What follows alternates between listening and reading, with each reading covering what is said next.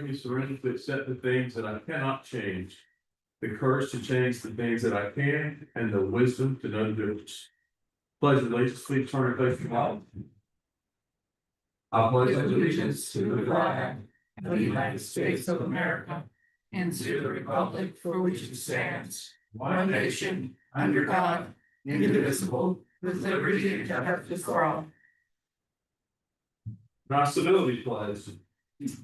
I pledge to build a stronger and more prosperous community by advocating for civil engagement, respecting others and their viewpoints, and finding solutions for the betterment of my town. Okay, go sir. Thank you. Calling in the order. My name is J.D. Oscar.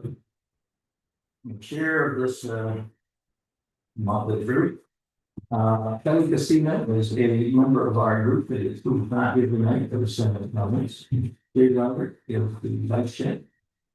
Jeff Hardy has the pledge of allegiance to arrest, and James Gardner is our last member. So we have 4 out of 5, and Madam Clerk, we have a quorum present. We have as our planner and assistant, Fran O'Hara, here, you White there. We have our administrator, who's a guest, Captain Watkins. And we have our second attorney, Lois Saxton, right there representing Ainsworth, St. and Lloyd. I got that one, she's in real trouble. Madam Clerk, the quorum is present. Are there any members of the commission who would like to state a conflict of interest or recuse themselves from part of this? No, proceeding. You only got. The chair will entertain a motion to open the public comment section of this meeting. Move. Second, all in favor? Aye. Aye, opposed. All right, I'm gonna start this off by saying that we get written comments all the time, which is perfectly fine for the community. But we can come to some all in our meeting. We've had 3 meetings last month, and we're had 2 this month. Our last one lasted 8 hours and 15 minutes. Anyway, we've got a certain period of time for public comments. This is a working meeting, public debate. All the comments are going to be published, have been published in the minutes and posted online. And have been read by the committee members. And that's as far as it's going to go. We cannot have me reading each reading, say, a last meeting, I had 5 of them, 1 of the 3 pages. It's not feasibly feasible, but some people have been thinking that. All right, so the public comment section is going to start. Will be run by Mr. O'Hara, and he is going to be timing 2 minutes per speaker. At the end of the 2 minutes, please sit down. If everybody has had a chance to speak, and we still have time left in the 25 minutes, which we sometimes do, you can get up and speak again. But first, everybody who wants to speak gets a chance. All right. Thank you. Who would like to talk? Hi, first. Stand at the podium. Andrea Fraser, 7854 Gold Bay Drive, Ondo. I would like to thank, first of all, the planning commission for the diligent work that you all have been doing on all these ordinances. I can't even imagine the amount of time that you have put in outside of this, and I greatly appreciate it. 2 comments concerning the tree request. 1, I would like you to remove the exception from minor subdivisions. I feel that the landowners would then just divide it into 5 lot parcels, so then they would not be subject to these rules. Second, related to grand trees, I thank you for requiring BZA to review. My request is to expand that encroachment from 33% to the drip line around the tree. That is what would actually protect the tree. Engineered septic systems. This is in direct conflict with the comprehensive plan, which was approved by council. It is clearly stated in there and that they do not want to have any engineered septic systems. Point number 2, I recommend changing the 12-inch vertical distance to a 2.5 to 3 foot. The 12-inch model was taken from a neighboring North Carolina. The 2.5 to 3 foot is what our neighboring Georgia and Alabama require. And they are more subject to what our coastline is like, increasing that distance would save the paper making. And then a question to the planning commission, which I know you will not be answering, is who will be enforcing residents and the HOAs to comply with this maintenance? Now, let's go to wetlands. This is awesome. I do like it, and I only have a few comments. One is on page 4, the loss of wetlands. I would like you to. Next please, sir. Thank you. Good afternoon. My name is Gary Freeman. I live at 7928 Pelican Bay Drive here in Longville. I do have a handout that Takia is going to pass out to everyone. I didn't want to hand it out earlier just because I didn't want you to have to look at it and be confused. I'd like to discuss the ongoing developments that are beginning to occur here in the Allendale area, as we all know, and the impact on septic systems. This is sort of a general overview of what a lot of people have had concerns with in the past. I appreciate, first of all of your efforts, especially those in the recent months, in working diligently with the best interests of the community in all and its citizens as your primary goal with regard to the planning and zoning efforts. For years, I've attended town council and planning commission meetings, and I've heard of the development, active development of hundreds of homes being proposed for our community. In fact, some of them are underway now, as we know, down on Door Road as well as on Seawee Road. I've heard many talk about their concerns and what it would have to do with our our waterways and the wetlands. So after hearing about this, and especially last week's meeting, the Marathon meeting last week, there were, I think, 84 home sites that were approved in the phase 1 development of the Romaine Bay Preserve, located right across the street from Town Hall. I decided to take it upon myself and see exactly what a wetland would look, or not a wetland, but a septic field would look like on a typical lot. Most, or about 40% of the lots in the community that we're talking about in phase 1 are at 1/4 of an acre or slightly less. So what I did was I created a drawing of a 1/4 acre lot, and I put the town of Allendale setbacks, or the developer's setbacks, on there, as well as the Department of Environmental Services setbacks on there for any kind of septic system. Thank you, sir.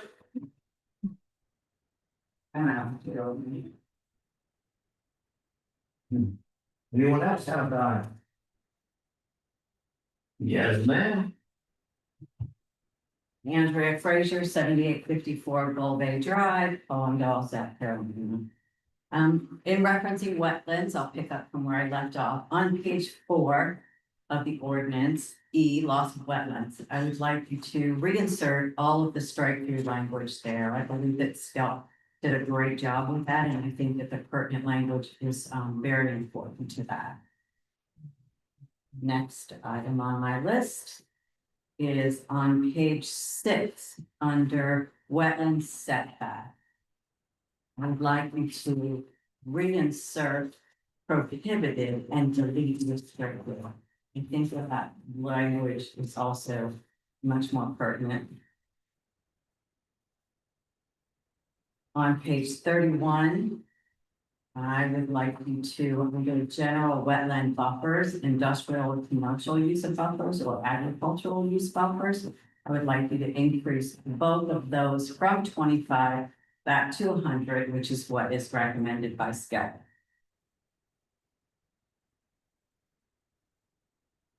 On page 11 of 16, under 3, the applicable activity will result in encroachment. A, the description of anticipated setback encroachment to include the strike-through, which would lead to indirect wetland impacts, and it would be explained in the ordinance. And last but not least, on page 16 of 16, monitor reporting and enforcement, I would like you to reinstate the verbiage from the SCEP plan, and to list the piece of their regulating, that there would be a fine and what that maximum fine would be. I think that having that clearly stated would prevent individuals from just overlooking that. Thank you very much. Thank you, ma'am. Anyone else feel about it? Gary Freeman, Going on page two. Gary Freeman, 7928 Pelican Bay Drive here in Wanda. So I prepared this drawing. I'd like you all to look at it. It's a single lot, 1/4 acre in size, and on that drawing, I have the setbacks as noted. I've also got the footprint of a three-story, single floor home with a 2-car garage. I've got a driveway shaded out to the street at the bottom of the page. And at the rear is a dark shaded area, which represents 1,400 square feet for the actual septic field for a 3-bedroom home. The second page actually shows you what 3 of those side by side would look like. And as you can see, they're very, very crowded. So I understand it's too late to do anything with phase 1 of the Romaine Bay Preserve development across the street in terms of requiring any kind of changes or amendments to their lot size, but I encourage you strongly as a planning commission to consider that, and with the possible phase 2 development, as well as any future developments that come across in front of you. Everybody has been talking about the fact that, well, it's going to be dangerous. It's not going to look good. Things are going to be stacked on top of each other, but it was not until I actually drew it out myself to scale to show exactly what it would look like, considering it on that entire 84 lot development, that I was really awed at the end result. That's all I have to say, and thank you. Thank you. Putting down 2 on the lots. I had a group. I know that you and Matt were negotiating with engineers who led that last meeting. I have not seen a new version of that plat since last meeting. Well, they do find that thing before, I think it's gonna be, not that it makes any difference in the showing. It seemed like the acreage that they need on the side would be more than just 1 lot. Point of order, this item is not on the agenda, so I would stick to the items on the agenda. Anyway. I guess it's something. I would like to close the public comment period, and I have a motion. Second. All in favor? Moving on, the first item in old business is tree preservation requirements. All right, we have seen this before, and we have spent significant time on it. I don't agree to try to expedite it through this time. I've got my comments, and I put Kelly's on the same page, so I will just check them as we go through on page 1. The only thing there is on 153.195, which is significant tree protection. If I may, can I just go over my staff report really quickly? These are those are the revised changes. Please. So, as discussed in January, the planning commission requested staff consult with a professional regarding the proposed amendments made by town council, and requested to defer action until then. The public hearing and second reading have not been scheduled to accommodate these requests. On February 23rd, 2026, the planning commission took up the provisions again. As discussed, the planning commission wanted to provide for grand tree protection, mitigation parameters similar to other communities in the region. So provided in my staff report was the addendum and full staff report from last week. And then starting on page 9 is the proposed revisions that we discussed last week. When you say 9, you say 9 out of 73. 9 out of 73, that's correct. So anywhere where you see purple or magenta is what was discussed last week. And that incorporates the separation of the significant tree classification, the removal standards, the inclusion of the tree fund, grand tree protection, grand tree removal and encroachment process, mitigation requirements, and further identification of what trees can be used for replacement, as well as the table as discussed last week. Outside of that, staff have no further comments about this.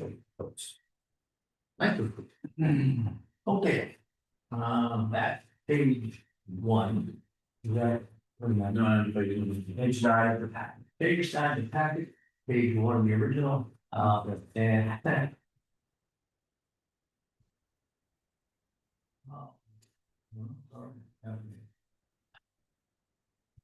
B. Subcategory E, period, trees are within the footprint of a proposed residential structure or septic field. The suggestion from our grammar expert is that we put parentheses around as shown on the site plan, comma, if there's no other feasible location. This is not a massive change. So, isn't that already in there? The parentheses are not in there. Shame on you, grammar. Don't look at me. Now, I had one on E also, Yeah. if there is no other feasible location. Should we say for these changes, or, I mean, do we need to, or is it just assumed that we're talking about the changes from before? I don't know, it might be assumed, and. Yeah. Should we assume anything though, and? Valid point. We could just state in there, trees within the footprint of the proposed residential structure, if there are no other feasible locations. Yeah. Just leave it at that. Or it should be residential structure or septic field, if there are no feasible locations.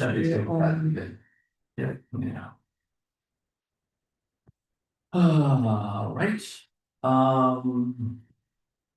You got that language? If the planning commission so wishes. I just want to make sure you got it and then vote about. Would you read it? Trees are within the footprint of a proposed residential structure or septic field, if there are no other feasible location. If there is no other.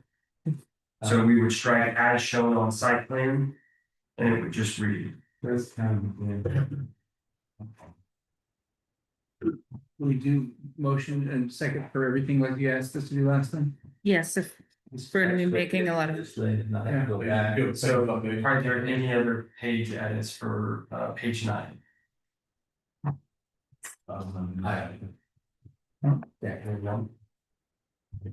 Make a motion that we accept this language as just read by Mr. Hahn.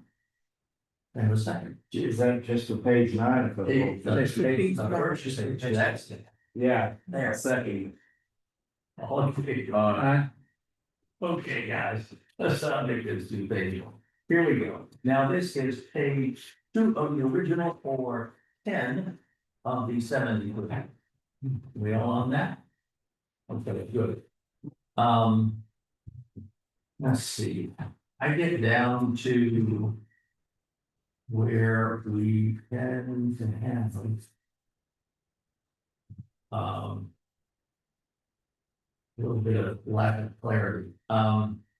Let's take 153.196, which is grand tree protection, which is a segment that we put in there from this committee. Because we like grand trees. And go to the end of A, and it ends on property. Okay, Wait a minute, where are you? Okay, go ahead. 10 of 73. Yeah. A, the end, the last of property. See the last word on the sentence, you saying? Okay, go ahead. Well, Kelly suggests we put comma and then said except as provided in this section. Which makes sense.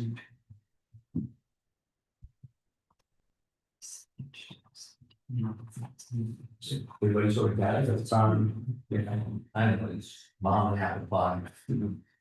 All right, so there now we get to the substantive stuff. B, grand tree protection. We went back and forth last time about the tree protection zones. The original proposed was in 1 inch for 1 inch of deviation. Went down to 6 inches. I've done a fair amount of reading, I think 1 inch per inch is the correct figure. That seems to think the same thing. I'd like to throw that out as changing it from 1/2 inch to 1 inch. Wait, to 1 foot. 1 foot of radius per 1 inch of BV per 1 inch, yeah. Well, wasn't it that before we changed 6 inches? like that? Yes, and as I said. Right. I've done a lot of reading, as I said, I've done a lot of reading, and I think the 1 foot is right. Well, 1 foot when it was based on the diameter was right, and now we changed the word to radius, so that's the same thing. As it Yeah. was before, That's right. remember that's why we did that? She wanted to go back to diameter, I don't care. Well, 1 foot diameter is the same as 6 inch radius, I don't care really, Yeah. but. I think it makes more sense to people to understand when they think about where's the center of the tree and a circle outcome. That's how most other ordinances are written this way, as opposed to the full 1 foot per diameter. I prefer radius for that exact reason. When somebody's out there measuring. I can go on a site plan and draw and measure out if it's scaled properly, and then from there take a string or So something. 1 foot from 1 inch of deviate. 6 inches, 6 inch radius, radius, 1 foot diameter.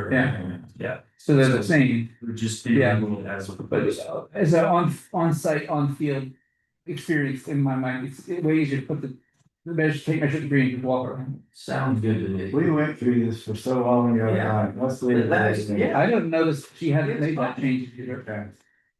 That is the national standard, so we're right on. Alright, Then we get into. Do you want to be called zoning administrator instead of town staff? Depending on where I am in the code, I'll have planning manager or zoning administrator, so. Zoning administrator is what we referenced to in other sections, that was a scrivener's error on my part to not change that to zoning administrator, so it should be zoning administrator. Okay, so that is the only change so far on this page. And the last one, applicants, in B, on B number A. Applicants must provide a tree preservation plan produced by a certified arborist. Then dropping down the comment, that demonstrates the proposed encroachment is reasonable and not expected to harm the tree's long-term health. Seems like mom's apple pie doesn't do it, but it's. Are we on to this page? No, they are. yeah. That's on page 2. I'll keep you on it, I'll keep you on it. Big B little a on page 10. Right. So it was, adding to that sentence that ends in arborist, that demonstrates the proposed encroachment is reasonable and not expected to harm the tree's long-term health. Or Yeah. whatever. Okay.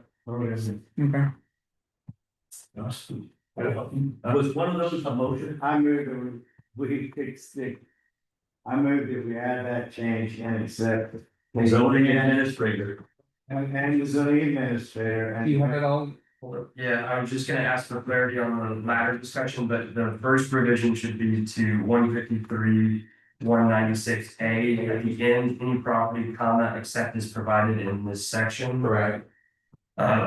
Moving down, it would be changing town staff to zoning administrator, and then the latter, I did not catch, that change. Kelly's commented the pink off the. Right. Must provide a tree preservation plan produced by a certified arborist. You got that? Yep. That is the must demonstrated.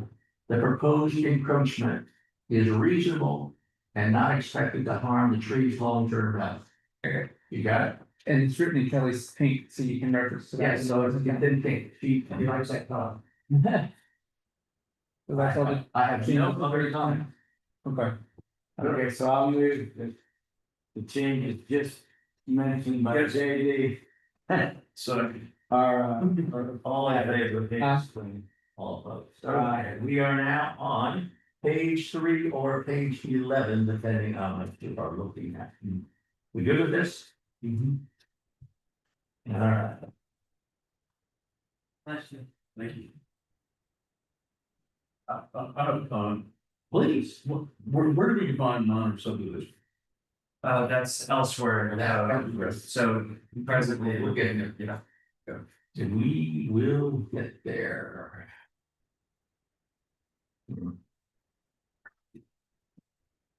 Okay, on page 11 of what you guys are looking at now,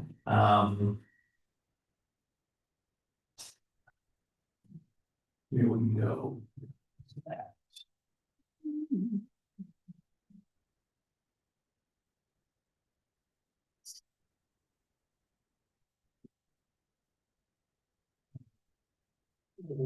We're going to abbreviate here, So, point of clarification there, there was a revision made to the version of this ordinance that was made public that was not provided to planning commission members after certain revisions were added, so staff recognized, I should have said, mentioned this earlier. When considering a variance, this would be more so considered a special exception versus a variance. A variance is something that would be issuing to someone they can demonstrate hardship or the ordinance is too restrictive. This would be a special exception based on certain criteria that they could exempt from certain parts of the ordinance. That's just, you're the expert. We're not going to object to that. That's just fine. my suggestion. Exception. Instead of variance, I think, Kelly made the mention of moving variance Yeah. before approval, so requires special exception approval by the board of zoning This appeals. exception, that's what you want. I Okay. that'd be my recommendation. Something else which is just minor, but if you go, just underneath that, there's an I and there's a double I. Now, remember from the place before, we have 33% or less. Now we got 33% or greater. What happens to 33%? 33.1%. Let's make this 34% or greater, and then we don't have 233s. 33% or greater means 33% falls into it. Yeah, that's right. But it says or greater or less. The opposite, right? or less. So 33 is included both. Both. Yeah. I think that was an error on my part. I transposed the wrong It would be, requirements into the other we section. wouldn't have to change that last motion that we did if we just put greater than 33%, right? Because then the 33, 33% or less, the 33 is included in the one we already motioned to approve. If we change this to greater than 33%, we wouldn't have to go back and change for less. Right, yeah, we would just modify this. Okay. We got special exception on the first sentence, on this double I, we have greater than 33%. And let me see, is there anything else on here? Oh, yes, now we get into a minor subdivision thing. You first brought it up, Jake, what do you want? I'm just trying to find where we define what a minor subdivision is, Kelly's point was that, as I read it in 153.190's new 706A, was that individual homeowners weren't included anywhere in this. And my thought was we could change that to with the exception of existing lots or minor subdivisions. And then they would be included in it. Well, what that I was questioning on was, and we heard it in the comments, is minor subdivision, as I understand it, is what is 9 or 9 or less? What prevents someone developing a minor subdivision from breaking that up into 1 or 2 acre lots? I think that when we go to define it, we could say that is not part of a large parcel that's being developed with the intent of getting around minor subdivision rule. Yes, I think the way that we would need to classify that as a phased development plan, so if someone were coming in to phase a couple minor subdivisions to, get out of the major subdivision route, then that's how we would handle that. So how do we change? What do we add here to make sure that they can't break up a minor subdivision and then cut all the trees down a lot? I think we need to add it where we're defining what a minor subdivision is. Is that where you're going first, Ian? Sounded okay. No, I was, well, we already defined what a minor subdivision is, so we could say as defined in section. Don't know that section off the top, I think it's 153, 297. Those are our subdivision standards. So as defined in section X. In a phased development plan, of course, would not be considered, but the comments are well taken from the community as well as the members of the board.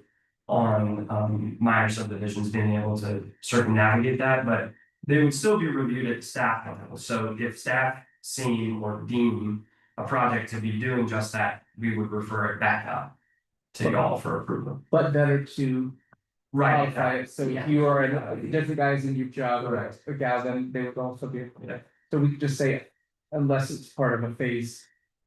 You know, with the intent of. No, we don't wanna fake it. Well, so the thing is, it just says, with the exception of.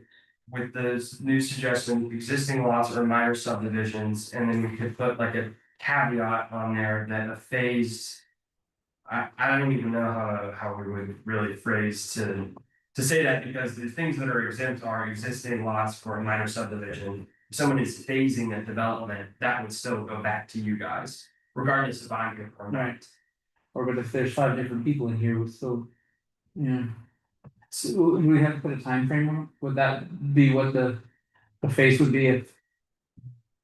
No, Oh, you could, yeah, so if we said that, if one parent parcel is subdivided, or exceeds the minor subdivision requirements over 2 years. You know, they would not be exempt, but then we kind of get into the. I don't know, Would we get into the vesting time frame and stuff on it? yeah, I don't know. Minor subdivision cannot be subdivided further for the purposes of tree clearance or Or something. maybe, We just don't want them cutting down trees as an excuse. So how would we do that? the best way to do that is make it just for existing lots and remove minor subdivision, I think. but that based on- doesn't help the heirs, and the whole reason we put it in was for the heirs. And that's Point of inquiry, doesn't item E say exceptions to these provisions are delineated in chapter 153, use conditions, divisions of 153.132? Like a creation for special exceptions specifically to this chapter, Yes. wouldn't that be the right place to put it? the phase part. Well, any exceptions to this provisions of this specific section of this chapter? Would that be the, You feel confident running? In the special exceptions? I could draft something in E, or we would have to propose a new amendment to that section. Or at a later date, we would have to propose a different amendment. the way that it is currently written is the creation of section 153.132, Yeah. special exceptions. But how do you wanna do that? We wanna see it done. Well, amending that section of ordinance would require a whole new ordinance revision. All right, so So in order for tonight. I think it's best if we leave it how it's written. And then after it's adopted, staff can propose changes to that section. For planning or town council's consideration and planning. Because there are other special exceptions that we have to think about, so if we're opening up the whole thing, we might as well look at. So you're saying leave it to say with the exception of existing lots or minor subdivisions. And then you will bring back another change to us in the future that covers those people who might try to break up big subdivisions into minor subdivisions just to circumvent that. Yes, I understand. Is that in there for him to be able to catch somebody doing a phase subdivision? I mean, it's pretty easy now. Yeah, This is a moratorium, anything more than 5 lots being subdivided, Just call you know, it's pretty easy. So do, what I'm saying, do we really have to change that? I don't, yeah, staff don't. I mean, I don't think it's necessary presently, but I agree that having it in writing. Is better because What's clear? I interpret it one way, someone after me may interpret it a different way. okay. That's how, yeah, So with the exception of existing lots and minor subdivisions. to be changed later when you. Well, we don't. yeah, so Yeah, I think it changed. right, it, that that, we understand. yeah, phase development should be included, well, actually, phase development would not be a special exception. So those should not be exempt, Right. so, there's other things that we could add that would be exempt from these requirements. If I may, I think, with the exception of existing lots and exclude minor subdivisions there. And then, in B, the owner or developer is required for minor or for, for phase 4 major subdivisions to retain existing trees on the site to the maximum extent possible as determined during the development approval process and delivery planting. Can we just put the same sentence that we start each one with on every one of these, meaning with the exception of existing lots or minor subdivisions, the owner is developer is required to. So it would be the same as the one above it. Yeah, Is that what you're referring to? Accomplish similar to the lesson? yeah, I mean, it would be repetitive, but I mean, at the end of the day, since these are all out on their own, I mean, if the best case scenario would be to be add like a big A. And then tail coat everything under that, and it would be like in general. Existing lots and minor subdivisions are exempt from this, and then we could break it out and be like, major subdivisions, phase subdivisions. You know, everything else has to conform to these requirements. Right. Or we just tag that out at the beginning, so we add in a new A. And write that out section completely, that says, existing lots and minor subdivisions shall be exempt from this section. But, major subdivisions, phase developments, etc. Or as determined by the zoning administrator, have to meet these requirements. And kind of tag that in, but again, that would be a bit of an extensive rewrite there. Right now, the section title is minimum amount of protected or placement trees for all sites. So then why do we have to start going through and It rename them all? right, with last week, this sentence was at the end of that sentence. The sentence that's under A was at the end of minimum amount of protected replacement trees for all sites with the exception of, and I don't know why we would just put it back there, and then that covers all the underlying verbiage can be A, B, C, D, and E. Okay, so move the purple language above. But then do we want to add in there that there's clarity about phase and major development? Or do we just leave it out? And then you add it in later in that exceptions thing. Like- Well, it wouldn't be included in the special exceptions, it's just implied that it's required without it being written. Okay. So it's like, do we want to leave that open for assumption or put it in I think writing? B covers it. So what we're doing is with the exception of individual or existing residential lots and minor subdivisions. We've got to make that 160 caliber inches in there, or I throw out the sentence. And it's very repetitive. Then the minimum tree size being 2.5 caliber inches. Did I miss anything on that? What we said is we would take that first purple verbiage off of A and put it as part of the main head of 153.117. I think that will then allow it to apply to all A through F instead of having to restate it on every letter. Yeah. So as proposed, it would be section 153.197, minimum amount of protected / replacement trees for all sites. With the exception of existing lots or minor subdivisions. I do want to make one caveat there, that we changed protected trees to significant. And then also include grant tree. Okay, so let's keep moving on. It halfway to be the first one of three. So we probably have a motion that, right? And Now let's get to the end of this page. What do you want us to do with your list of trees here? You had something in your staff comments.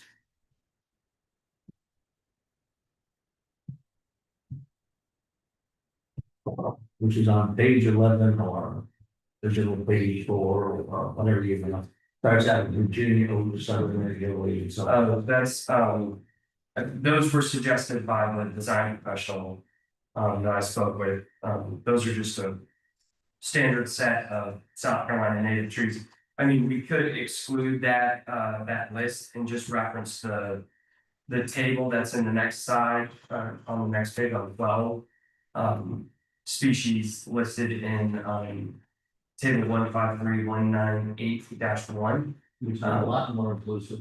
Correct, and that also opens up what we're required for mitigation, so if we're requiring those trees to be mitigated, we should allow some of those trees to be replanted. Okay, so that's one of the things we should do.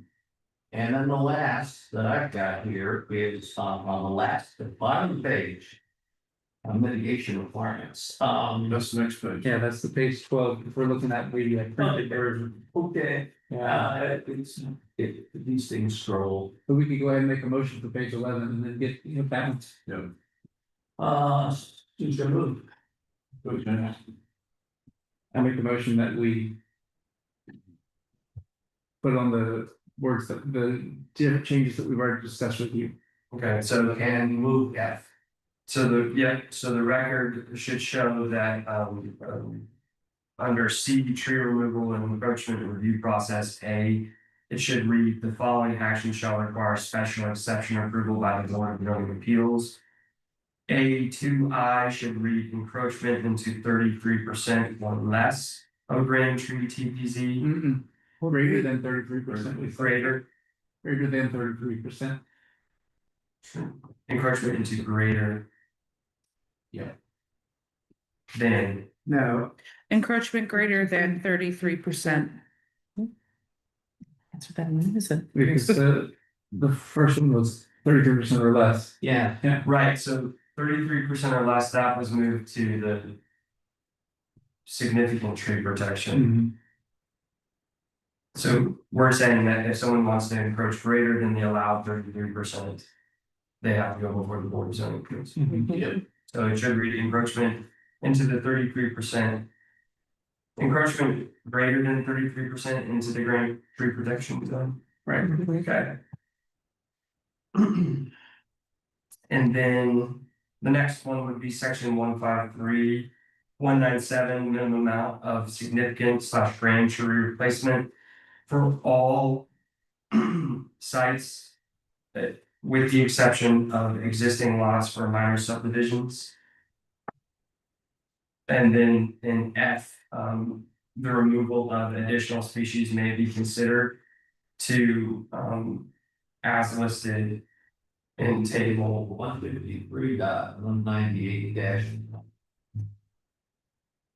and does that mean we remove the additional species that we considered by the zoning? These include those species. So yeah, it would be the removal of all those species listed in F, and people just reference the table in the next section. The whole state of Kelly's comments on the one which is not chief. Yep, that's That was my motion for page 11. Second. All in favor? Aye. All opposed. Well, let's get on to the next one. The ending. The name of it. I had one. Dave, if you want me to go, or you want to go with your one first? Just, Kelly's one, that's, Yeah. a small a, and shall, required shall be 1-to-1 tree replacement. Replacement trees must be at least 2.5 caliber, 2.5 caliber inches is the time of planting. So she wants to make sure that the 2.5 are put in the ground, not scheduled to be 2.5. And that's it's pretty innocuous. And then, one or more grand trees, which is a grand tree, I don't really care about either. And then if you figure. We're now at the top of our last page. It's amazing. Look like, Right here. she would say instead of a grand tree, to say one or more grand trees. Okay. And then I realized that. In that chart, we have existing residential over here and commercial other and new major subdivisions, but we aren't. Putting into forces of compliance on minor subdivisions, so it should be existing residential and minor subdivisions in that chart, right? That's correct. Okay. I have another change, which I'm suggesting, and that is, I understand existing residential has certain privileges, but right now we're giving immense privileges on grand trees in good condition. And I'd like to see the first good 25 move to 50%. Fair and planning should stay where they are. But grand tree is a grand tree, and I would like to make things better down. Comments? This is for grant or for everything, this chart? Just looking. Class one. So it would be, 5 or more significant trees or 1 grand tree. So, or, yeah, 5 or more grants, or 5 or more significant trees or a grand tree removed, the mitigation shall follow this table. So someone's removing 5 or more significant trees and 1 grand tree, they follow this mitigation. Okay. Or should we say single increase this real quick? Or more, that's what her point was, to add or more, 1 or more. Okay. For somebody could say, if I'm doing 2, then I don't fall in this, because it only said 1. I think that's what she was trying to I avoid. have no other suggestion on the table. Yeah, I think that's one. All right. Any other suggestions on this page? May I have a motion? I make a motion that we accept the changes that we discussed on page 12. Second, all in favor? Aye. Opposed? And you have a good. As no hand on the one, now let's go back and adopt the whole thing. One thing, Dan, can you just reread just to make sure that we have the notes for the record? Yes, yeah, so, starting in mitigation, little a, it should read. After, 1-to-1 tree replacement, it should read, replacement trees must be at least 20 or 2.5 inches at time of planting. Followed by in B, where 1 or where more than 5 significant trees. Or 1 or more grand trees are removed, the mitigation table shall follow, or mitigation shall follow table. 153.198-1. Modifications to the table, the existing residential subdivision shall, or existing residential should now include minor subdivisions. And then the good in class 1 should be changed to 50%. So. Thank you. So one point of note that I just realized with this is our agricultural zoning district allows for residential use. And in here it says existing residential. It does not stipulate between residential and ag. The other place it says commercial or other. So a strict application of this proposed change would state that agricultural zoning districts has to follow the stricter requirements than what residential zoning district would. So It's fine. It's not fun, because then somebody who's got a house on that agricultural thing is on the greatest thing, it definitely needs to be added, like you're saying. Well, we're gonna hear about our zones for residents. Next week, next month. Yeah, next month, so why don't we just like. I thought we were talking about We are, now we're getting way No, off. listen, I thought we were talking about residential properties, not whether it be in a agricultural That's exactly correct, place or not. that's exactly correct. yeah, so but it says residential, it does not stipulate between zoning districts, and then in the other section, it's commercial other, so Mhm. for zoning district standards. We have commercial, we have residential, and we have ag that people live on and. Yeah, can you think of anything else other than residential and agricultural where that should be existing, houses should be covered under? Any other zones at the moment? They will plan development, but Well, yeah. so it's just So something we could make a motion, I could make a motion to say that we change that from residential use to residential / agricultural / minor developments in that chart. The chart is the thing. for existing lots. Mhm. But we're not talking about the zoning of it, we're talking about what's on the site.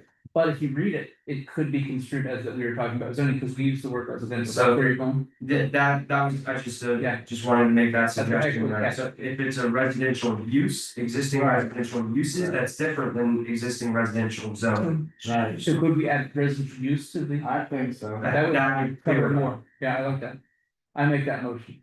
So motion to amend the changes to the tree protection ordinance to include existing residential uses Yes. and minor That subdivision. would be good. Okay. Yeah, good. Second, all in favor? Aye. Let's move on. Good job, man. Okay, So you want us to, we've done each page, you want us to go back and do the cleaning photo or just? Yeah, I would do a full motion for the amended changes for recommendation to town council. So moved. We move it. They give us second. All in favor? All opposed? So for clarity for the record, the planning commission wishes to recommend the amended changes as discussed tonight to planning or to town council for approval. Yes, sir. Next. Okay. I would like to open the discussion on our next ordinance of, joy, water and sewage disposal. So All in favor? All right. we need a second. Second. Jay second. So I'll just go ahead and start. There are some pretty substantive changes to this ordinance in particular. You'll note there are some new definitions. With the exception of advanced treatment, all of the other ones come directly from the South Carolina State Code. The definitions that I added, I think are pertinent to the substance of the ordinance in different terms that may assist. Advanced treatment, I took what they have in the regulations and kind of mentioned a few different types that they allow. There's no definition in the state statute for advanced treatment. But advanced treatment is, in this case, would be any modification to a septic tank or drain field that may disperse treated effluent by means of pre-treatment systems, subsurface drip irrigation, low pressure pipe distribution, landscape drain fields with native shallow rooted plants, or as otherwise allowed by the Department of Environmental Services. So it should cover, feasible options if someone wants to landscape with, vegetation that can take up nitrogen from the soil, to avoid groundwater contamination, or if they have, some kind of pre-treatment system in there. Other than that, all the other recommendations are what was discussed. With some separations. So it's changed in its appearance in section 3. So now it's the septic drain field buffer, which is listed in there. Septic drain field design standards, which covers the distances to the zone of saturation. And then septic system maintenance plans. And I do have one note on maintenance plans. It should be reported with, not recorded with. Apologies there. You ran any counties?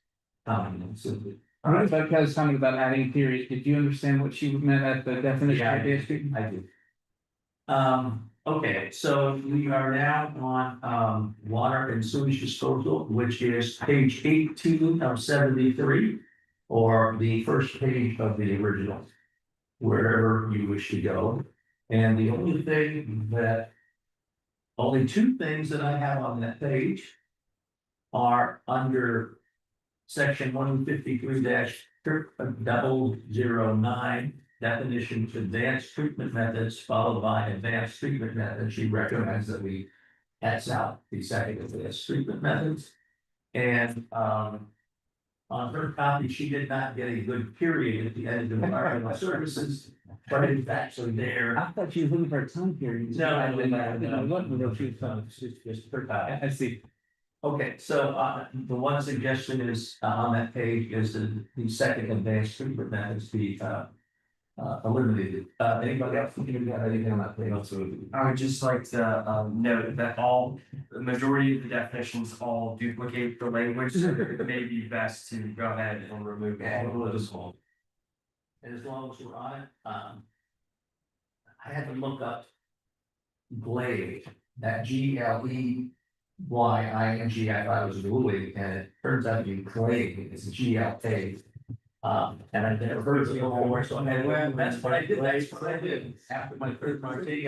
So this spelled with the E, it's supposed to be A, No, it said, it's the pronounced it. Wait, so. spelled E, pronounced it. Yeah. Okay. Okay, it's like the formation of clay, it ends up being. Yeah. Hard, gray, or. That blue. I'll shut up. There we go.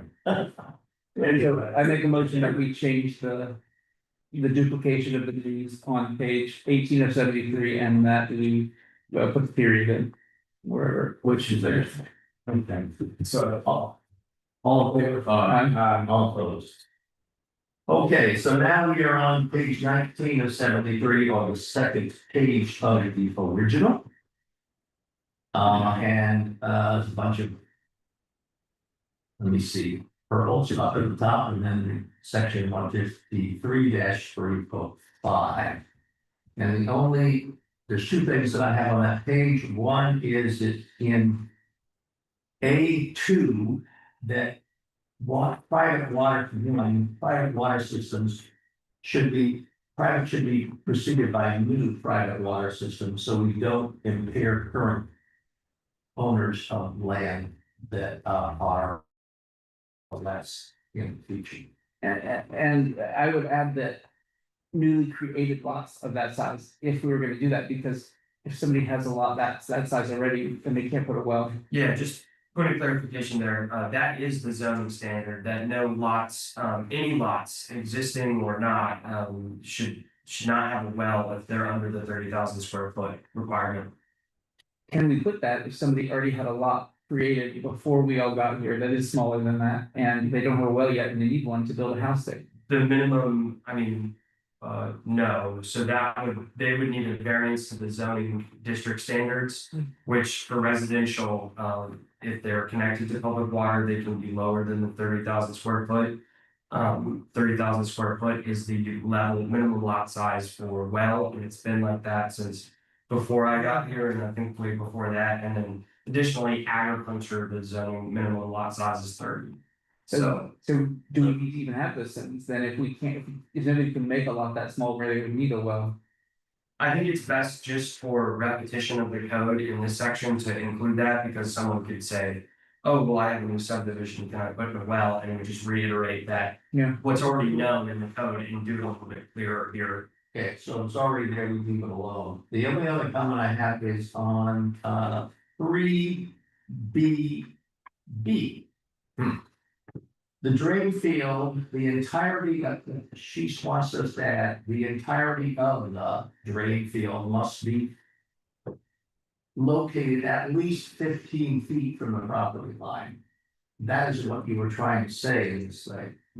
Correct. That's correct. So why don't we say it? Some of that I read.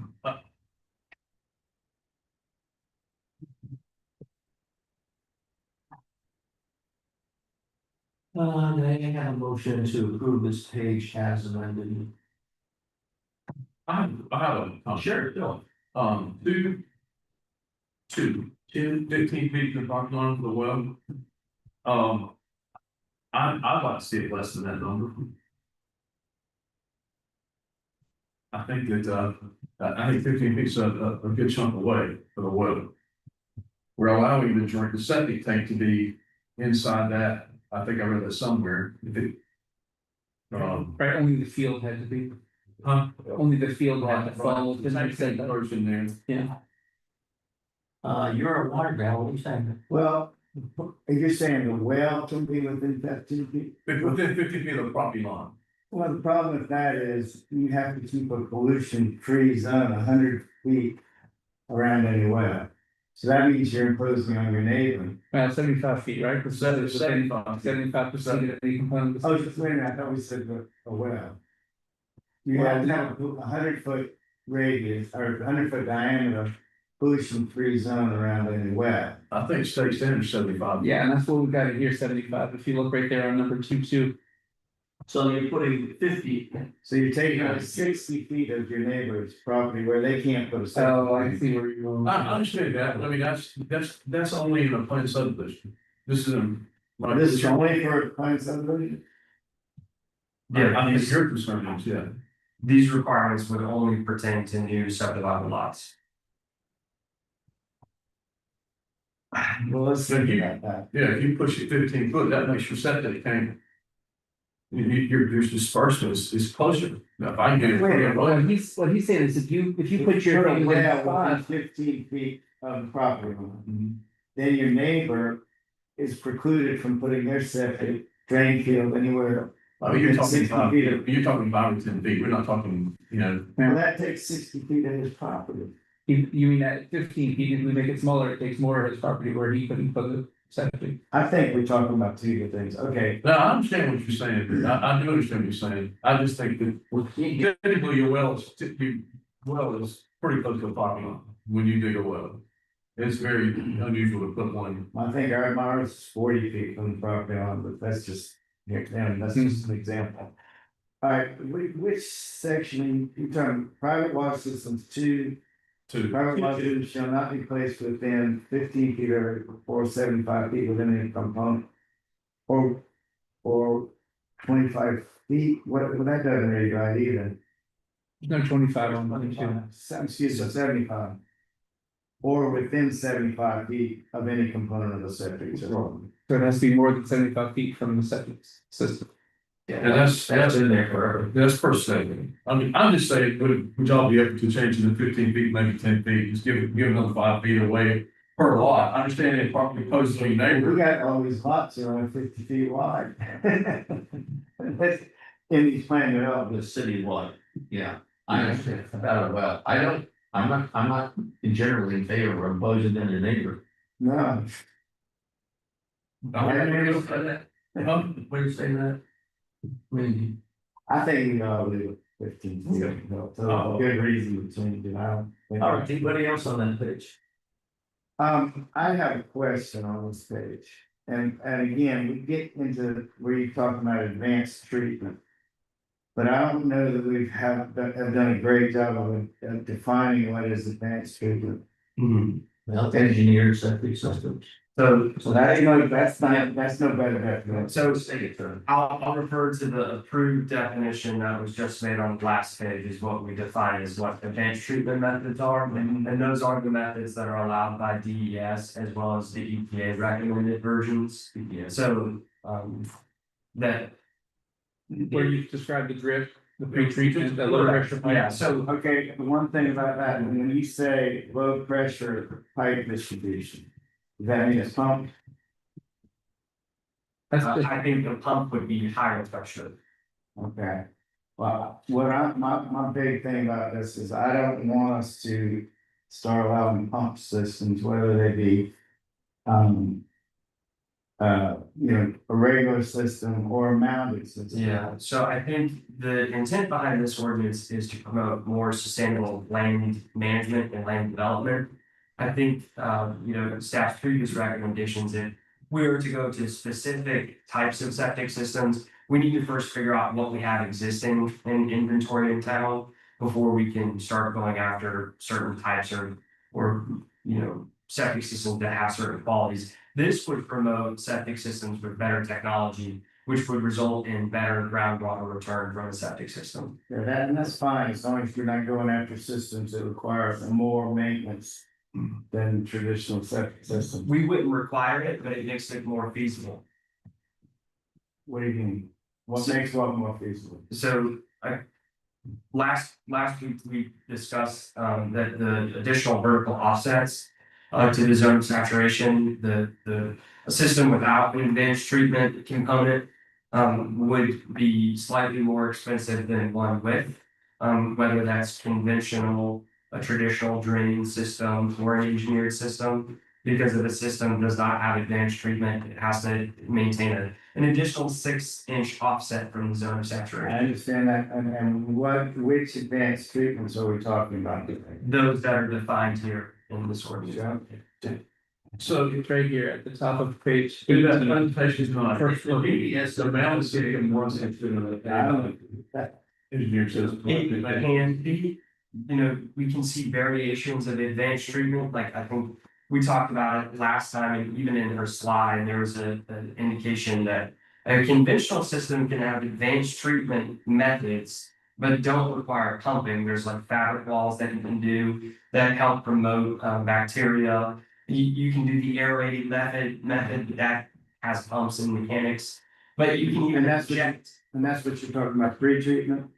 Any pre-treatment that does not strictly preclude one type or the other, it's any pre-treatment method. So that could be fabric wall, that could be anything, and there's even an inclusion in there about planting in the septic field. in the drain field, that is considered advanced treatment by some studies. There's some studies that operate in manufactured wetlands for that.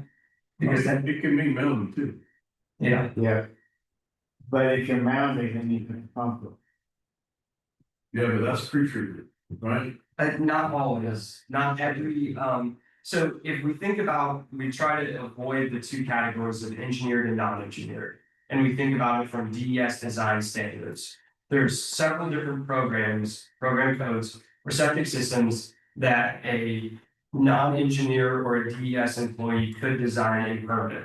Those are anything that aren't a 610. A 611 is a conventional system that has a pump in it. A 610 is a conventional system that's required to be installed and drawn by an engineer or soil classifier to a certain extent that DS approves. Any program code that has a 1 instead of a 0 has a pump. That can be designed by DES. It can be designed by, any licensed official.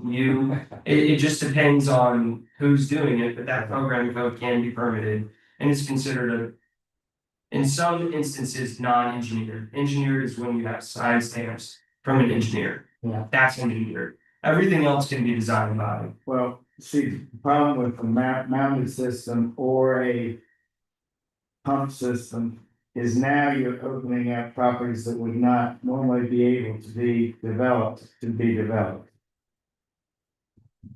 I wouldn't say that's always the case. So in certain situations, they can install an ultra shallow system and require it to be mounted. Well, that's why you mount it, is get it up further above. Right, so this ordinance would prevent ultra shallow systems by requiring additional offsets or if they have pretreatment or rather than the original version where it was 12 and then 8 inches offset. We would eliminate ultra shallow, but we reverted it to 12 without 6 width. So, Okay. I think the goal here should be sustainable land management and land development. And if we want to do a further study on restrictions of types of systems, there should be a larger management plan that the town take up.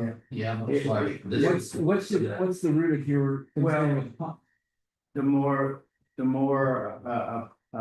mechanized system requires a lot more maintenance and it's typically not gonna happen and that pump's gonna fail. Like, You're gonna increase your percentage of failed systems. We built for my father-in-law right next to my house, and the place that was workable was a little higher than his house, so we had to pump it up there. But it's a great system and it's worked fine for a long As long time. as it's maintained. I mean, we've gotten something in here about maintenance. requirement, you can't meet the coverage requirement. Lot coverage or No, the saturation coverage. they'd have to redesign the system or make the lot bigger and make the septic work on a bigger lot. So that's the thing here is we aren't altering the minimum lot requirements. We're not doing any of that. What we're doing is promoting sustainable land development for the land that people are subdividing. So where a system can be, this is how those parameters should be followed. If the ground doesn't work and they have to get an engineer, they can still do that. There's additional requirements for that system. Okay. I think we would get into a very stipulated territory on restricting one person's single use of septic in a town. If we say that it can't have a mounted system, and that stipulation can get pretty dicey. And under C, on the next page, we've required them to have a maintenance and monitoring plan. That's correct. So I think that would help with our concerns about the pump failure. Correct. Yeah, so that's a state requirement that we would be reinforcing. We are still on page 19, and I put the entirety of grade field must be designed. Have located at least 15 feet from the property line, which is what we said earlier, so, that's how you intended the sentence in the first place, and you agree to that. That's about it on the page. Now we've got to do that discussion. Are we all okay? Yep. Can I have a motion, please? Yeah, make a motion that we include the entirety of the drain field in B. And I think second. All in favor? Fine. Okay, that's it. We're on the last page. And we all know about the recorded scrivener's error or whatever. Is there anything else on the page in those facts? That was on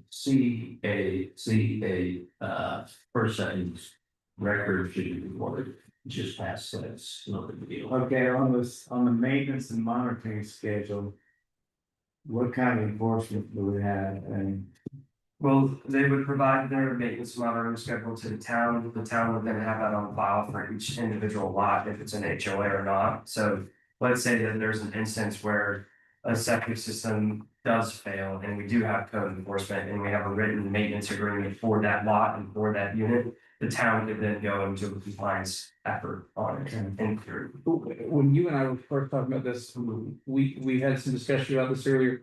And we had thought, or I had suggested, how can we ensure that it's being followed? And one of the things was that we could make it as part of the covenants restrictions that they verified that it had been inspected. Provide your proof of inspection, you know? Yeah. And that would force people to do these inspections and fix the things that they found. Could we add that verbiage in there that said? Your covenants restrictions, your HOA has to make sure that you're doing these things.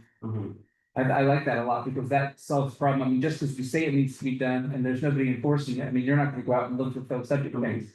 You know, somebody from the town's not, if we put it as a requirement for the HOA that they do it, they could verify that these inspections are happening. Yeah, and that's something that we can ensure gets included into those, but as far as. Like the The code, requiring them to submit like an inspection report or something like that in the future, I think that should be better served outside of the subdivision standards. you know, So they're required to submit that maintenance and monitoring schedule, and town staff should ensure that those parameters are included. So I think that's it.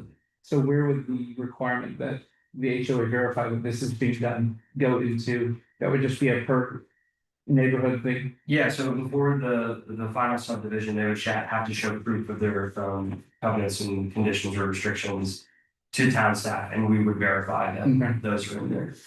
I mean, we might as well make them do it because they're gonna be, have the ability to put a lien on a house. That whole deal, if they're not doing. Okay, we're gonna have a motion to open the discussion on let's do this whole thing, okay, and then move on, this is an action, so take some time, guys.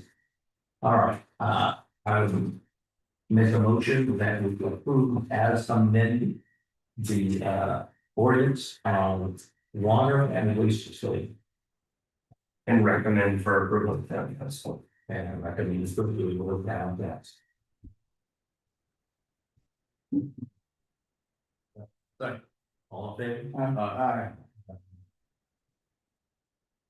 I'd like to open, motion to open discussion on the wetlands protection ordinance. Very fun ordinance, So move. all in favor? It's like, yeah, Second. alright, This came in raw form from council. Or council, and came from South Carolina Environmental Law Project. The origin of that, I don't know because they are not actually writing wetlands protection ordinances. I started checking along the various coastal provinces here. There's all of them have very friendly planning departments. And when I got to Georgetown, a guy named Mike, who thinks that Dan as a student from coastal Carolina was excellent. And What's this? wonder if he's looking for another. What's Mike's last name? Millwood. Huh? Millwood. Okay. So and then he started chuckling, but laughing. Because where the SCELP is registered is in Georgetown County. And Georgetown County got this exact legislation, ordinance proposal last fall. They are now 6 revisions in this thing and 2 public hearings. The last being the 2 weeks. So they were nice enough to share their last revision with me. And they had made, and you got it, they had made quite a few substantive changes. And shortened it, and truncated the, buffer zones and setbacks. And I'm gonna go back to our, the bones of the Georgetown County sixth division, and what we have on the same, they come from the same document. They were revised by the same document. Yeah, where is it in the book? It's Page 21 of 73, but Georgetown County starts off on That was 62, 52, I'm sorry. Looks like, right? was that the one? Is it? 52. 52. If I may, before we explain Georgetown County, I'll just go over some suggested edits from staff and some things that were discussed this evening. So the first thing, section 153 to 27 findings. The rationale for striking from historic to future residents of the town. The town does not have a study to showcase as a result of historic wetland loss that we have had direct and indirect consequences. So staff thought it pertinent to remove that if we don't have that study. To referencing a study that does not exist with. We got. Yeah. I just want to clarify for the record there. So section 153.009 definitions. This is something that we talked about last week. The buffer identifies that the wetland buffer is an undisturbed area within the setback. That's something that y'all talked about last week, where it's buffer from the delineated line. The full area is the setback. And I'm wondering if that's the best way to do Yeah, so Kelly made the recommendation of potentially just leaving it as buffer and setback as proposed, just for. it. I kind of think that's easier to understand. Yeah, Well, buffer and setback of the county. And I got a county planner, tell me what it was, and she said, they counted to one thing. One thing. Buffer and part of setback, but it's one thing, so when they say you need to get some water, they're talking about buffer and setback. But Georgetown County broke them up and did buffer and setback. I I got that. The point is it's done differently and the county broke in, puts them together. So you need, that's the first thing when I started researching, I went, yeah, these numbers are, I can never found out there's two different ways of reporting. Georgetown did, except for one portion of their ordinance, they went back and put it together. I don't know what was going on there, but Georgetown is two and Charleston County is one. I think what we ought to have is a buffer along the wetland, and then a setback from the buffer. Yeah, that's what everybody is, just where they count them or The not. setback just means you can't build it, you can still do everything else you want. Yeah, I'm glad. but so that's where it's confusing for this ordinance, and again, there's another language about prohibited and restricted. By ordinance, no activity within the wetland buffer or wetland setback is necessarily prohibited. If it's not listed, it just has to be approved by this body. That's how it's written out. So the reason rationale for listing restricted versus prohibited, restricted means it's restricted, you can't normally do it, you have to get an additional permit. Prohibited is, can't do it at all. So that's why when you think about the traditional building setback, it's a little confusing. Because you think you wouldn't be allowed to infringe, this ordinance does allow for parameters for infringement or encroachment. Into the set, Into the setback, but not in the buffer. well, Yes, you can go in the buffer, you can put pathways there. Well, yeah, but I mean, you build it. No. no, but there should be considerations for other forms of structures within the buffer area. Like the foot of your dog. The foot of your dock, a bulkhead, those things should be exempt. They're allowed by the state, but that's just staff's present recommendation. As well as roads. We have existing roads that go through wetland buffers or have wetland crossings. Be very difficult for us to restrict someone's access to their property if it's presently existing. And they might not have the feasibility to get all the needed specs.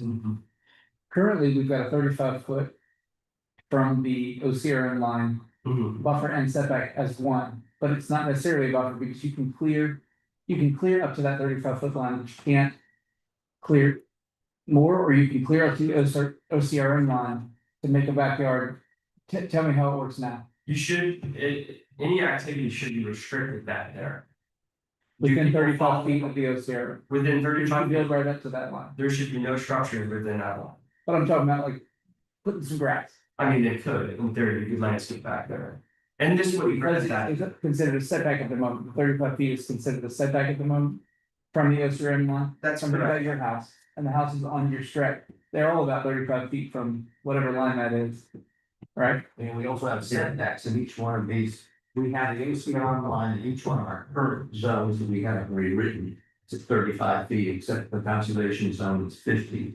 And then a setback from the house. Yeah. So there is a buffer and then there's a setback, so you can only get. So they separated them, so you've got a buffer and a setback where you can't build. Alright. But you can clear that 15-foot setback. Say it was 35 foot You because can the put a buffer. playground in there. Right, and then the 15, like, for instance, we made the setback 15 feet from the buffer. For a total of 50, if that was what we were gonna do, so you can't build closer than 50 feet, but you could do something like a backyard or a playground, like we're saying. But then that 35-foot buffer just has to stay. So as the ordinance was originally adopted last year, it's a total of 90 feet now from the OCRM line. That's what is presently in effect. Yes. From OCRM, from general wetlands. You know, anything after that is much larger, so if someone were to come today and subdivide off of a jurisdictional wetland, non-jurisdictional wetland.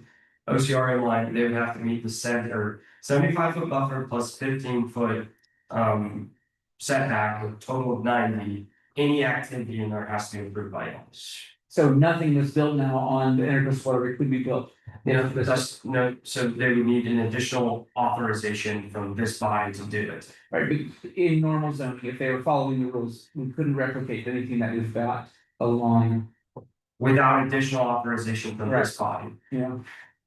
I mean, that seems. That's, we gotta get into the language here, not the. But I think one of the things we have to decide first is how we're gonna separate buffers and setbacks. I think then we can move forward with all this. And in saying that. I know what our county is. Do you wanna deviate from our county? Sure. Okay, fine. We can talk about whether we want to do that or not. It's gonna be the same distance. We, 90 It's really different. I would be in favor of a small. Undisturbed vegetated buffer, maybe 15 feet. well, And then with a setback of 25 feet. we have no CRM, you can't, that's state, that's over. Yeah, 35. Well, we're talking about from that OCRN line, right? OCRN line is a given, that's the. No, but yeah, everything starts with the critical. Right, Oh, well, okay, so you are you right? assuming that you got 35 feet. Let's get from Dana. I just like to note that if there is a variation to the buffer length, it should stay at least what we have now based on the non-conforming buffer language in the And ordinance. whatever that. 35 feet, so the buffer should be no smaller than 35 feet. Because of that non-conforming buffer language, because if we're saying that the buffer can now be smaller. It says where you can't meet the current buffer requirements. You can default to the old, but the current buffer requirements would be smaller than what was previously in place. So if So- that's number 35 feet, that would be safe, we could leave it at 35 feet, the buffer. Yes, and the whole thing does not have to be vegetated, you don't have to require it all to be vegetated. That's where I think, so y'all should really think about it like this, right? So we have the setback buffer. There are certain activities that we allow in the setback, there's certain activities that we allow in the buffer. How far do our setback activities are allowed to get into that buffer? Some of them shouldn't at all, some have to go through that buffer and have to go through that setback. The paths and the. The length of the access and use of property. Well, when I think of setback, I'm thinking about building a house or building a permanent. Correct. Structure. So the setback would be offset for any structures. But grandfathered structures should be, I mean, I think this ordinance is probably the most complex that we have seen since I've been in it, just based on substance. And based on, I mean, Georgetown County went through 6 revisions, the town of Bluffton went through 7.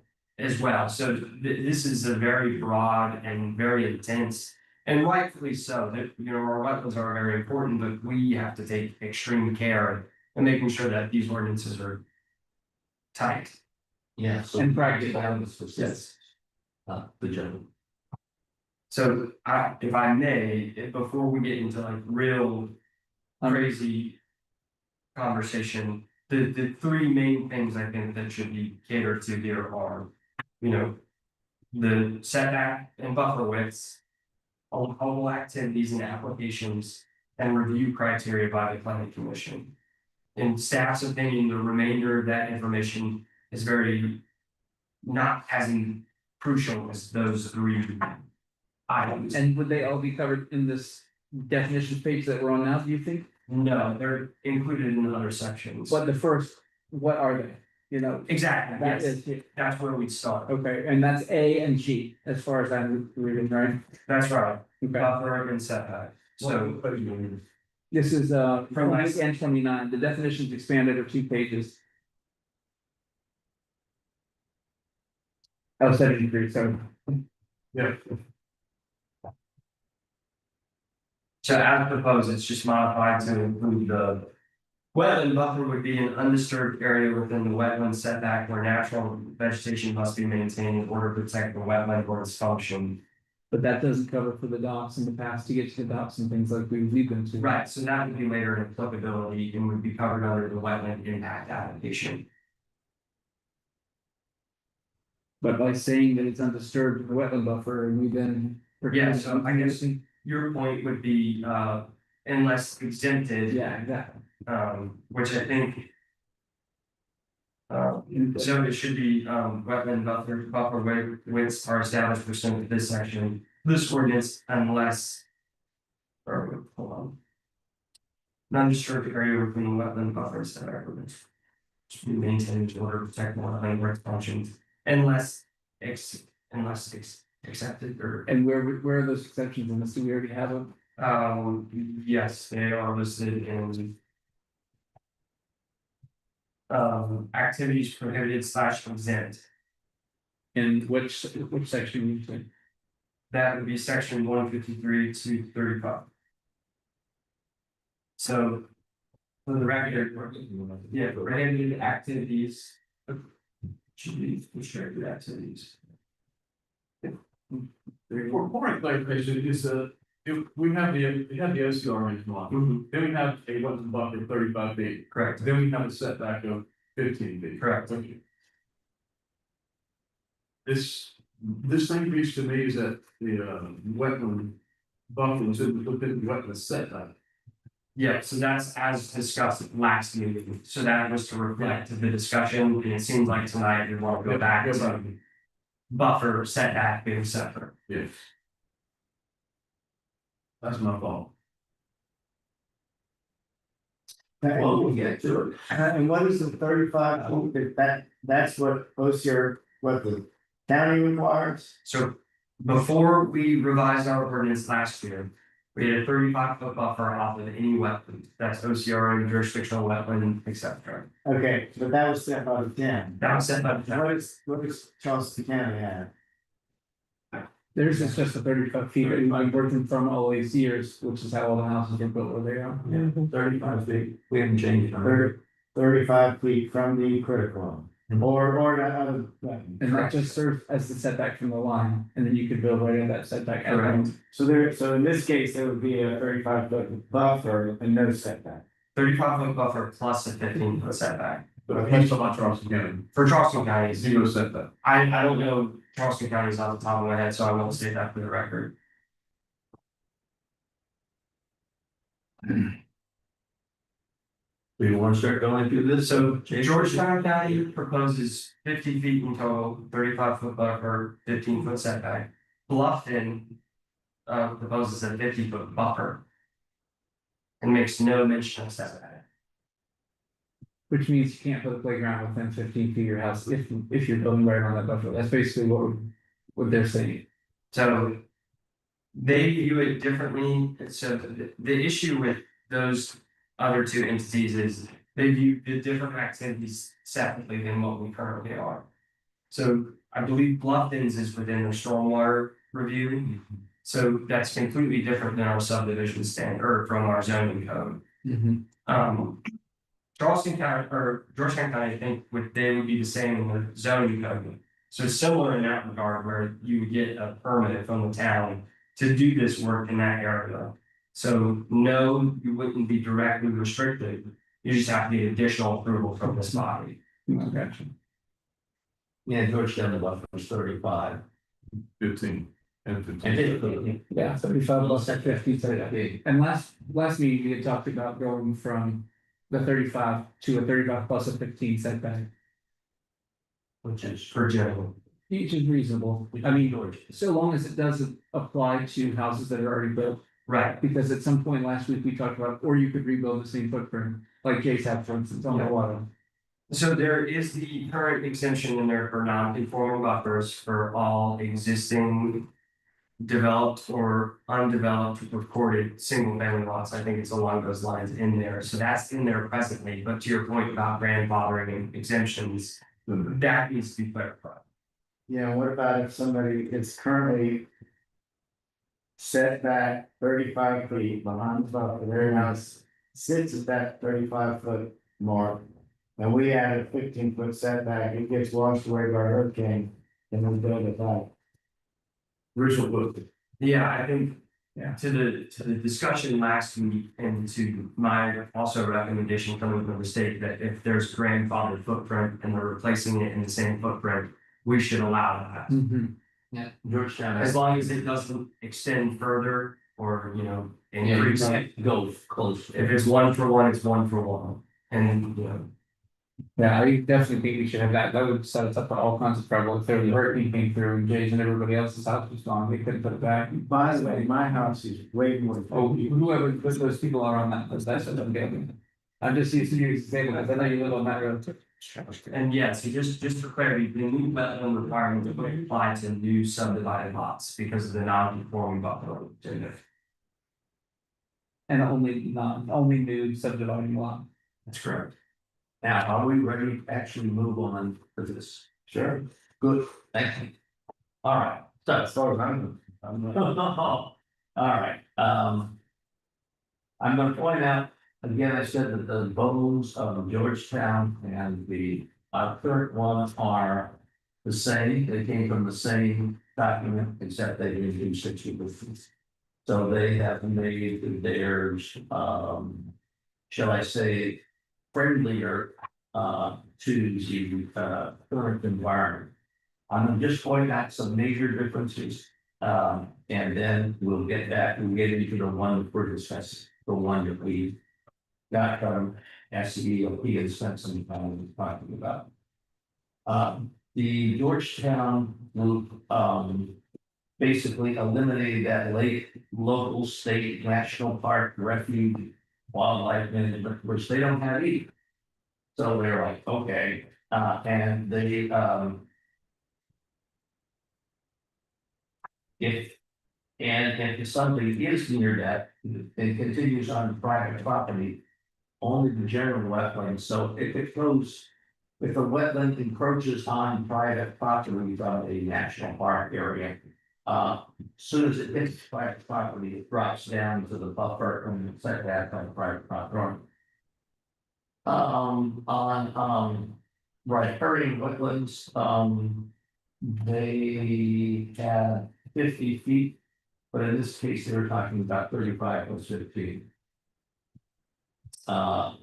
We only have the one river. They had 50 feet on agriculture because of fertilizer and pesticide and so on going on. They had a golf course buffer, we can write that in ours if you wish, we don't have a golf courses, but. I wouldn't put it out of the question. They have a beachfront, we do not. So that was in their buffers. They have something that we definitely don't have. And I want you to consider this, exemptions. Wetlands that are 1/2 acre or less are exempt from the buffer requirement. So on private land, 1/2 acre or less. And a 1/4 acre or less are exempt from fill restrictions. Now, that's what I wonder about, that's 1/4 acre fill of wetlands is allowed, but they exempt both of those from their wetland. And it's basically a private law homeowner. That's the kind of things that they did, all right? And let's just keep going here. I'm just trying to pick out the big differences. I read through both of these cities more times than I care about. They have something else that I mentioned, that we don't have, and that they have incentives for developers to increase buffers or setbacks. And in return for that, they will allow them to put more dense units per acre. On their development. You know what page that was on? No, this is, we're talking about Georgetown. We have to give this. I didn't think, well, I don't know what it is on this, but on the regular Georgetown was 19. It was, with 13, it was X, one instead of 13, other than requirements. Yeah, here, it's our 70 or 70. It's incentives. They gave incentives for developers to, put together affordable or workforce housing. Any development that provides 50% of its units as affordable workplace. Is eligible for a 50% reduction in the wetland buffers. Of course, remember they put buffers and setbacks together because they can't get under 35 feet either. And those are the major differences between the Georgetown and where we are now. And a whole bunch of verbs, they threw out all of their ads and other sort of things. Do you ever page the 1/2 acre, 1/4 acre thing was? Yeah, sorry. I'll get there, in fact, these 3 things, yes. It was their page 13 was, if you find 10. X 10 procedures, Yeah, you look just above it, it says F exemptions. yeah, There it is. That's our page 64. Whatever. So everybody has to know that. So the incentives, the build and 1/2 acre exemption and some changes in the buffer wetland setbacks. That's the main things that differ from ours. Plus a hell of a lot, heck of a lot less language. So we see how they struck out under that 1/4 acre exempt is 1/10 of an acre, and that's what the core requires. Okay. You have to have a permit for anything more than 1/10 of an acre. So that's why they did that. No, right? No, they made that more generous. more generous than the core. Yeah.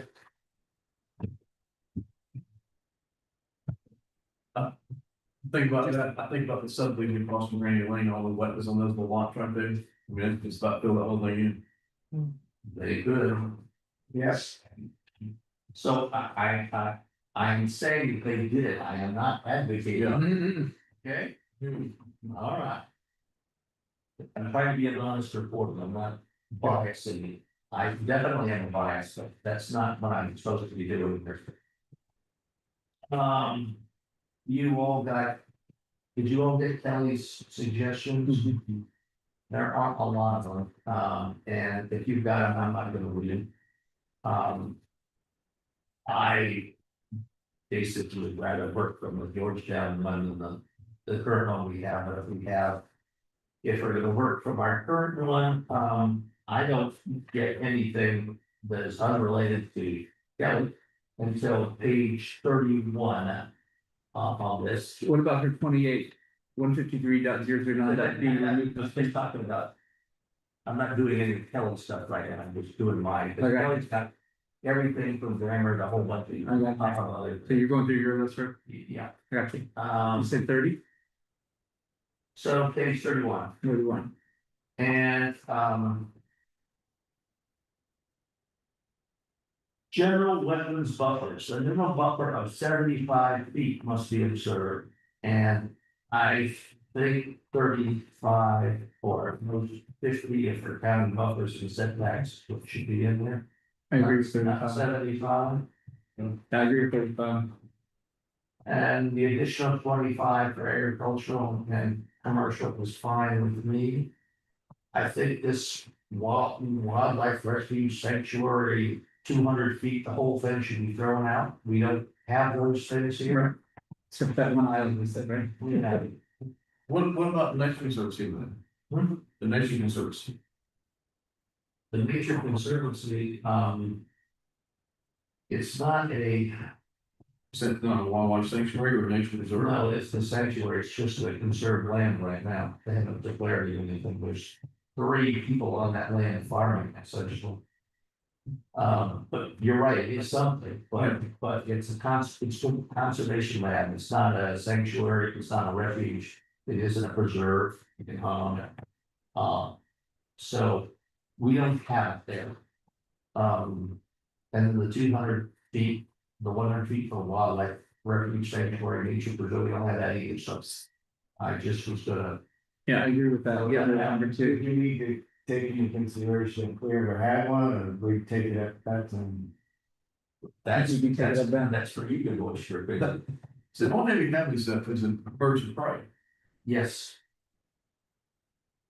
and you've got, That's already all housing around it. Yeah. There's, it's all surrounded by new land. Yeah. So existing. We can certainly retain language in the. We could just write bird of prey on them, couldn't we? Well, we could, but we should be more general than that because we could have one of these things. And then, when it got down to riparian buffers, remember, we only have the Wando River, and I think we've got 2 lots. On the Wando River, I dropped it from 100 to 50. Again, the 35 feet.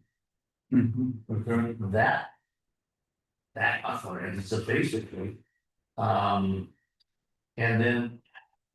Getting over on the next page, which is 32, the first sentence of the 153, that 232.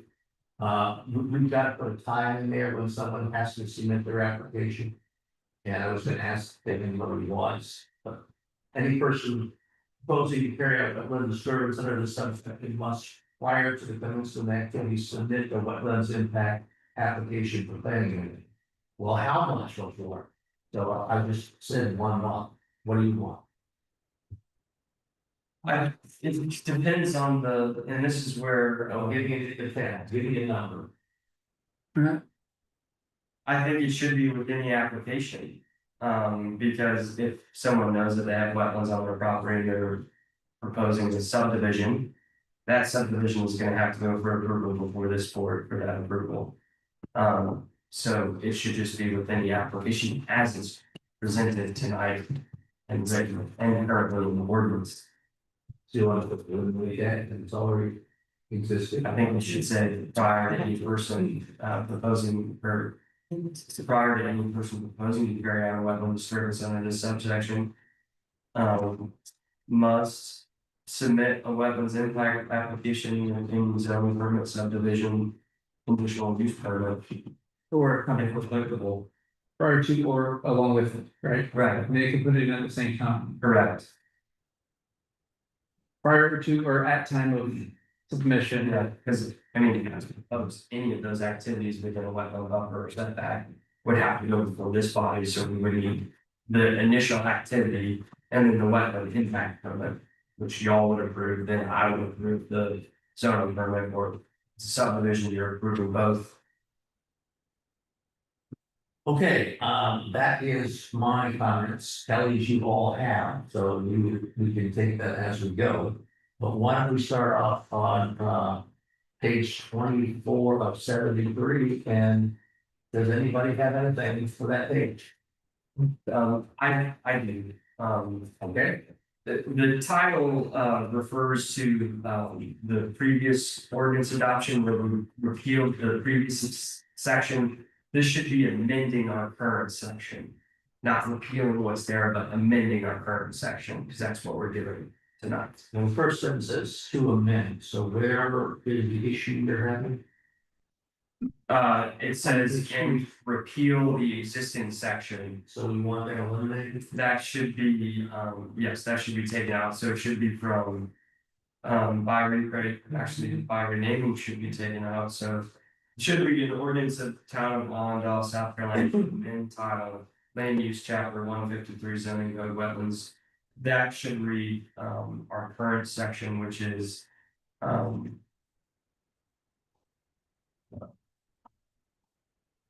protection of tidal and freshwater wetlands should be in that place. So it should just read amending zoning code, protection of tidal and freshwater wetlands, the code of the town of Allendale, South Carolina, and then striking by renaming, repealing.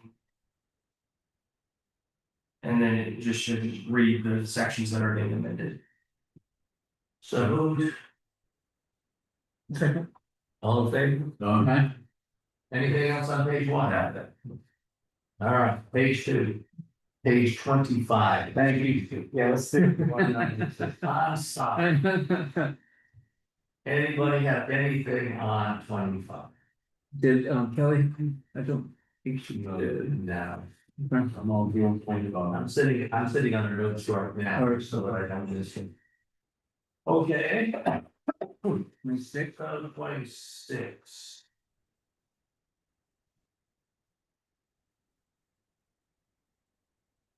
I don't have it again. Well, actually, I did, I was gonna suggest, as Georgetown did. Moving C, which is on the bottom of the page. Down to the end of that, moving it to the whereas section. And eliminating the D. Which is superfluous, we already know about it.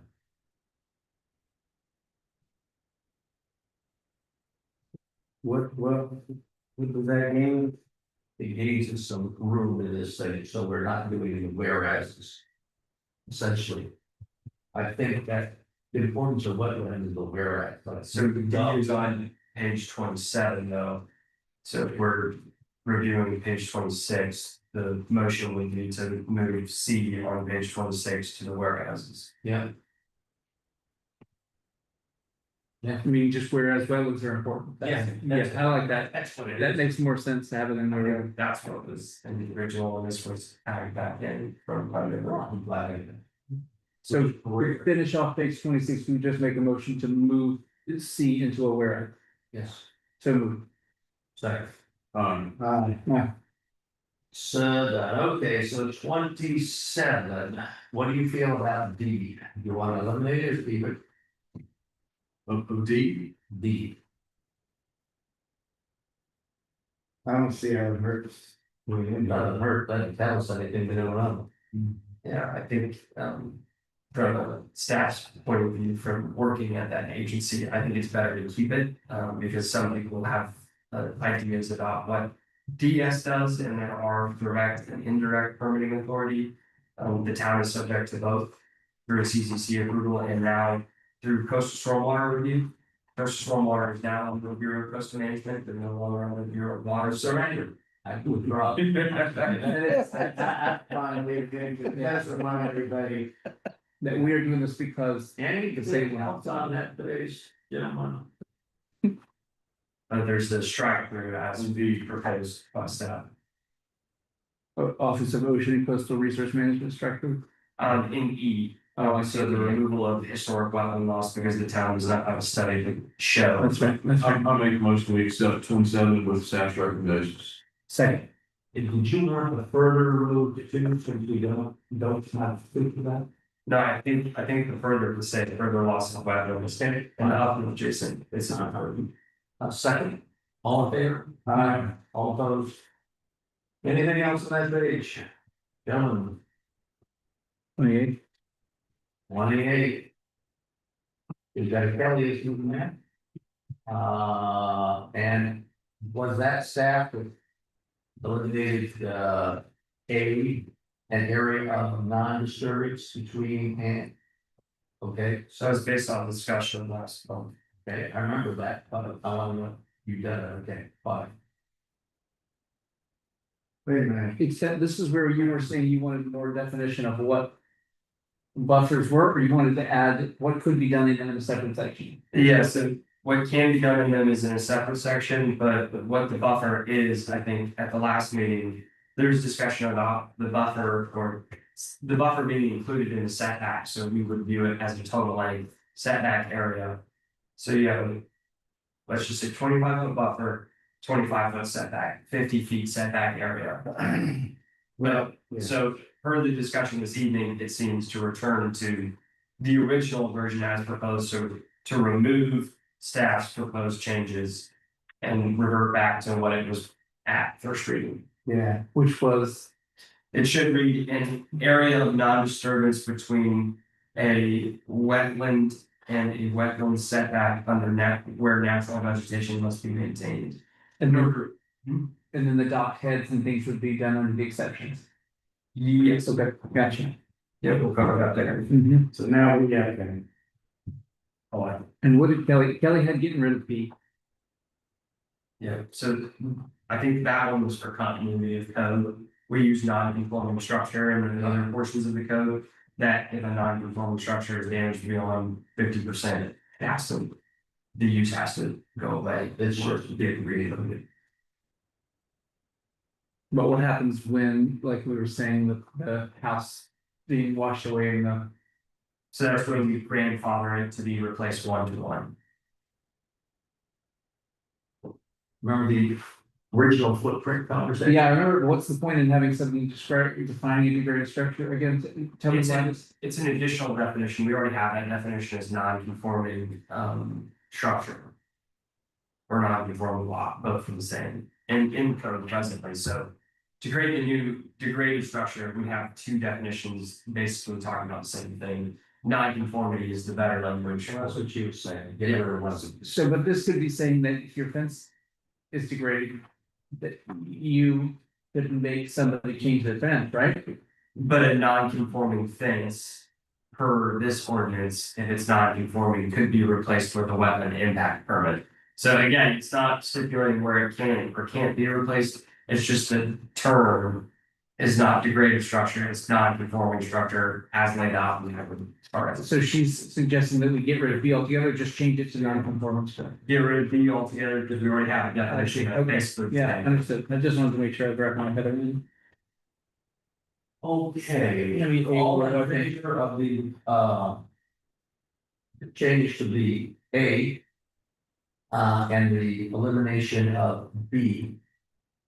Well, I make that motion. All in second. All in favor? 29. Okay, so if we're gonna put the wetland setback in there, we need to change that under G. That's correct.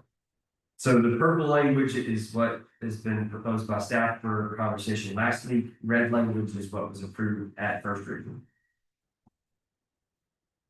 So how do you want us? And understeer area between the buffer and the upland where construction of any building or structure is restricted. But earlier when we discussed this, that was the point where That's the way. Katie was made if the playground wanted to be there, so that would be a spot there. Okay, sounds good to me. So we can't build a house in that spot, but if that's where you wanted to set a kid's playground. You could, that's what we had discussed earlier, within that 15 feet. It's a permanent structure. Can't put it. Well, it doesn't say permanent structure, it says structure. That's Structure could be a playground, and so you can't put the swing set out there, which I don't see any reason why they couldn't, because we've got a 35-foot buffer. Any portion of a house, I understand that, maybe a deck, but other uses should be allowed, and this says any disturbance, obviously you'd have to disturb something to put a playground in that spot, you know? It also says it's restricted, so that's where they can come here to get permission. Do we need to have permission to put a playground in our backyard? I don't think we do. So that's a matter of the exemptions that we can include later. So for the definition though, I think the intent behind the setback is that. Instead of using the term prohibited, the ordinance allows for permits to be acted on within that area, so it should be restricted. Okay, we could put building and not put structure. And not use the word disturbance, and then that wouldn't keep somebody from being able to do that, or having to come in here to get permission to do it. Or I think having it's- to have a specific exemption to say playgrounds, that seems. So staff, I would recommend it staying structured and we exempt things later. Because if we leave it as building, and someone could say, oh, well, that's only for this, and we didn't explicitly list it. Someone could go out and build, something in a wetland area that we wouldn't necessarily want to. Alright, so we got the exemption area coming up, let's just put it. That makes sense. Alright, Cause like that means a pool, right? If we don't say structure, right, and we say just building, someone could go put an in-ground pool, like right in the wetland area. Right. And that's probably not. the So best. how, so give us an example of what this should read. Be just as it is with strikeouts in purple and red already in there, is that what we're saying? So I think it should be setback and undisturbed area between the buffer and upland where disturbance, or excuse me, where construction of any structure. Strike through still on building. Building and structure.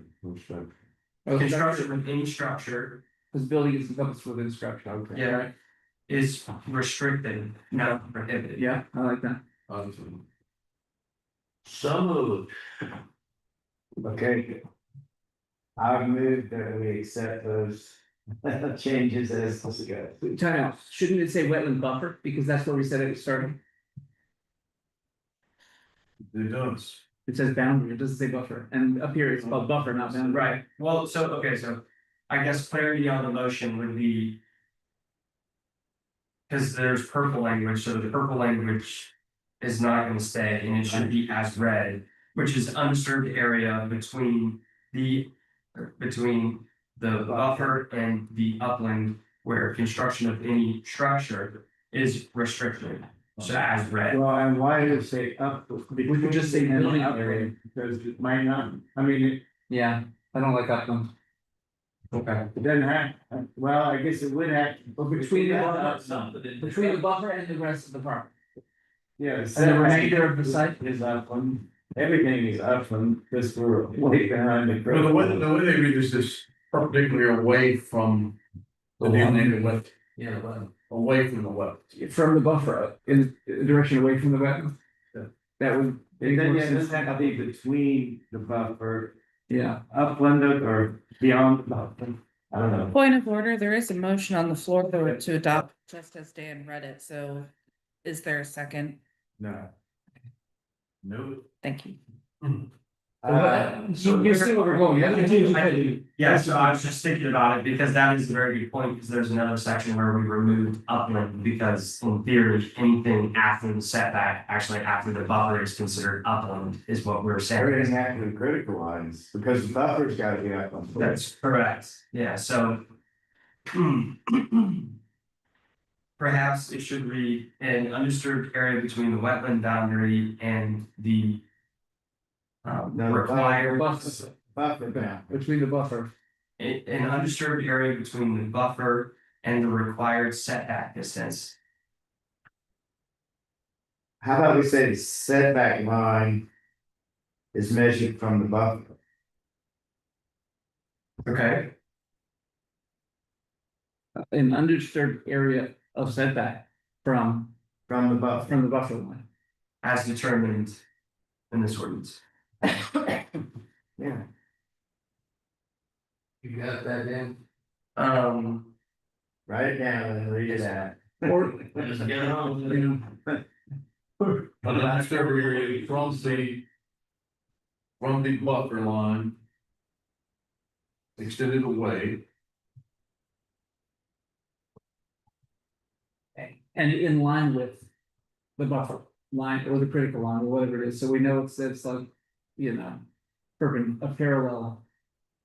How about this, an undisturbed buffer area from, or an undisturbed area from the buffer line to the required setback as listed in code. There you go. Or as listed. To the required setback distance. Required setback Why is distance. defining the wetland setback? Right. Yeah, because if you say the distance, then it's gonna, whatever that line shape is, it's gonna go 15 feet in that direction from that shape of line to the same shape of line. So it should be an undisturbed area between the buffer and the setback line. And undisturbed, wait a minute. Let's see, the wetland. The wetlands, the wetland setback is a boundary parallel to the buffer. What's wrong with that? Because if it's not a straight line, it's technically parallel. I'm okay with this, it sounds confusing then. I don't- You start putting perpendicular parallel. Because it's not a straight line, it can't be considered parallel. No, it isn't. It is a setback. It's, it's. Be parallel to the circle again? Sure. I think, let's think about it like this, what's the intent of Just to the be- setback? Is to be set back from the buffer line in the same direction as the buffer. Mhm. As in the same direction that the buffer is from the creek wall. So in an undisturbed area where any structure should not be built 15 from feet the buffer. from the direction, the opposite direction of the wetlands. I mean, that's what we're trying to say. Well, we're not putting figures in there yet, because that's not a whole section. Right. What if we just switch an undisturbed area between the buffer and the setback, How would Georgetown? That's that where construction of any structure is restricted? Wetland setback which are established pursuant to section of code. Okay. All I know. So undisturbed area between the buffer and the setback where construction of any structure is restricted. That defines the what was that, that would be Something. Yep, I'm just wondering about using the word that you define. Yeah. Okay, Well, it says later that the widths are established later, so there's parameters set. alright, so we got a motion and a second. So, you want to read that one last time, do we need to? Ken, for the record. An undisturbed area between the buffer and the setback where construction of any structure is restricted. And the remaining portion stays. Okay, So I move to accept that as read. all was moved and Yeah, it seconded. was already moved to second. All All in favor? Page 30. I think you need to have it for you retired. Yeah, well, you're. I have Wait, I have all page 31. So, okay, page 30, anybody got anything on it? Except that Kelly wants to say wetland impact applications. What do you think, Dan? Is that appropriate or not? There you go. Yeah. 30, excuse me. Yeah, 30.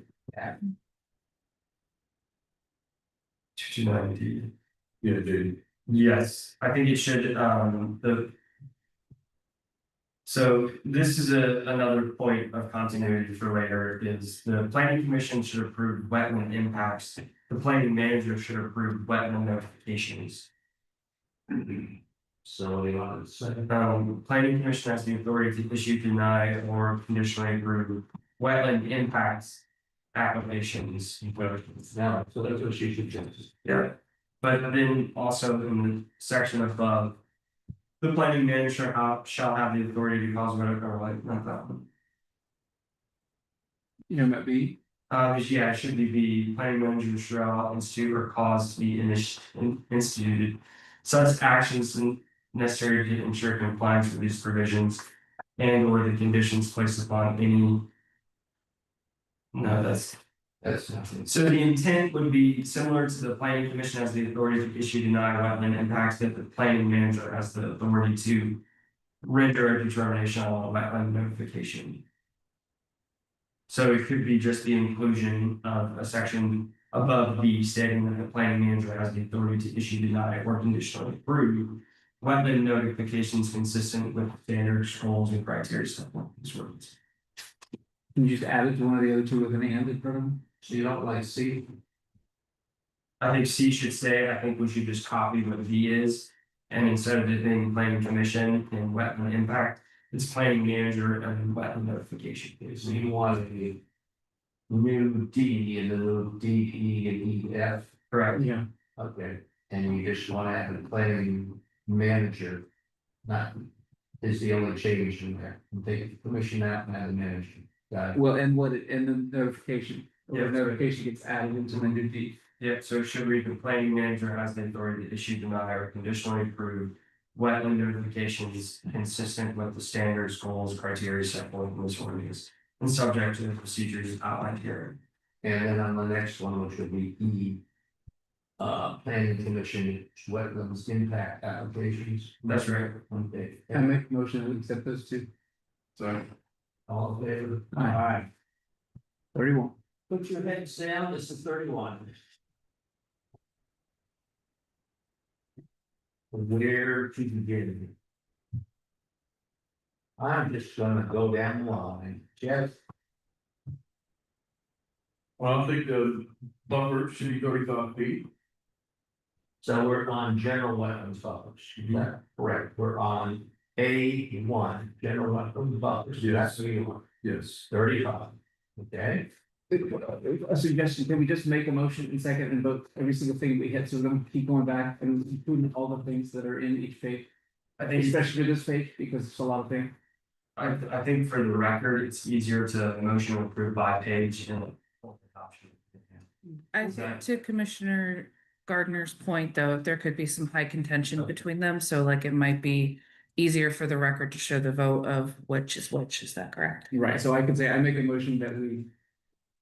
Jeff's recommendation change 75 to 35. Well, let's hear. What do you have to say? Is there a second on the floor? Second. That was your motion, I'll second it. Now, what do you No, have? I made the motion, he made the suggestion. So it's discussion. I don't have any discussion. Okay, so all there? Aye. Okay, now we are on 1A11. 25 additional feet for, industrial. And or commercial, which is fine with me, or 2 agricultural buffers, another. Because of pesticides and fertilizers, another 25. So it's 50 instead of 35. So what do we decide on industrial commercial? What are we proposing? It's already got a It's already got the 35. general is a 35, so this is 25 on top of that. Let's make that 60. I think 15 would be enough to add to it, because we're gonna maybe add a setback Yeah. to it. I kind of like 25. James, 50. I kind of like 25 too. Well, let me ask this, do we have industrial? I thought we didn't have any industrial room. We're just planning for what it is. Commercial. Yeah, we do have some farms out around here. So that, So that means 60 feet of the property can't be used. For newly subdivided lots. literally, For industrial commercial use, yeah, but. I mean, how about 20 is we're 2 and 2, that's not going anywhere. It's 20 and none of not helping. I'd prefer 20 to 25, but I think 15. I think Well, I prefer 50. 25, just 20. I think 50. Because what kind of commercial what kind of commercial? Staff's interpretation of this and recommendation for these changes would be, if it's a general wetland and you're proposing an industrial or commercial use, it would be an additional 25 feet. Right. And It would be a store, they're putting a store like that. Allowed commercial or industrial use in our code is what would this be applied to? A store. I mean, I don't see anybody putting a plant to. I don't know what the future brings. Or Say, oil. I hope we don't. I could go down to 20 or up to 20. Okay, I would make a motion that on the industrial, commercial or agricultural, we start. Delete 25 and move it to 20, which is a compromise among the 4 members. so All in favor? Aye. 20. Oh, but before we get off that, Kelly wanted us to make note that the word was missing on number 1, industrial and commercial activities at the end of the sentence. We got that? I have that on my side. I think it was a scrivener. Okay. I had proposed, eliminating T.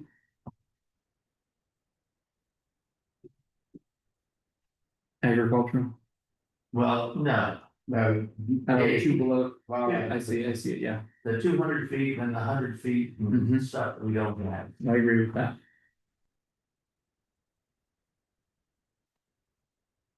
yeah, all right. Number 3, I've got something 3. Let's switch to 2 first. Okay. 2, I thought we limited it. Well, we haven't Well, voted. I made the motion, he seconded, Oh. it. I guess all in favor? Okay, two's gone. Now three, yeah. I like the amount of feet, however, I do like how Georgetown addressed it, this is a residential lot, it goes back to the traditional buffer of 35 feet. Absolutely. So that's just keeping commercial stuff further away from a park, but not residential stuff. Well, if the commercial stuff is gonna have their feet, but if it goes into private property, up to 35. Except though, if we had a big Pulte coming up against the park. Well, we're gonna put Pulte in there. Well, That's a. that would be a planned development. development. No, it wouldn't, I mean, it wouldn't necessarily be a planned development, right? It could do one of these big clear cut messes. That's correct. I mean, a residential subdivision could, in theory, be 35 feet from away from any buffer, or actually, excuse me. If proposed tonight, it'd be 35-foot buffer plus a 15-foot setback, so it's 50 feet in total. Yeah. Which I mean, yeah. So you would suggest you keep 100. But I don't know, that's not, Well, I think you get a residential lot, not a lot of subdivision. I think the intent of these distances is based on the use, you should have a larger distance. Yeah. So if we're saying that a residential use is the amount of point pollution or non-source pollution that's gonna be coming from that slightly less, the buffer doesn't need to be as big. That's why it should be use oriented, not so much lot oriented. My interpretation. Could we put the major subdivision, minor subdivision thing into that? Because we don't want somebody who has a piece of property who wants to build their house near the water. I think it would be tough to make that distinction here because then we would be targeting one type of development pattern or another. You don't have to go to national parks here, but we do have forest wetlands. Right. That's the only thing in this that would apply on.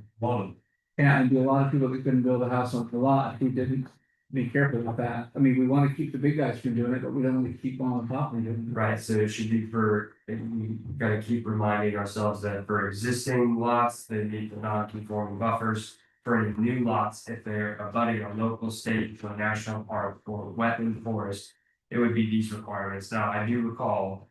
At the last meeting, there was discussion about where a state park is located within our jurisdiction. Where a national park is located within our jurisdiction. Yep, that was. But that's all Francis Marion. None of which we have. Francis Marion is a national forest. That's a forest, we have no. Well, it said or forest.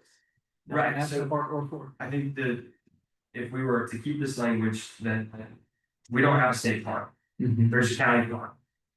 But that's a local park, and then that's the town, there's no national parks within our jurisdiction. There are forest wetlands. But I think we need to be very careful on what we're determining a forest wetland. Well, it says for a national, well, that would be a national forest, but.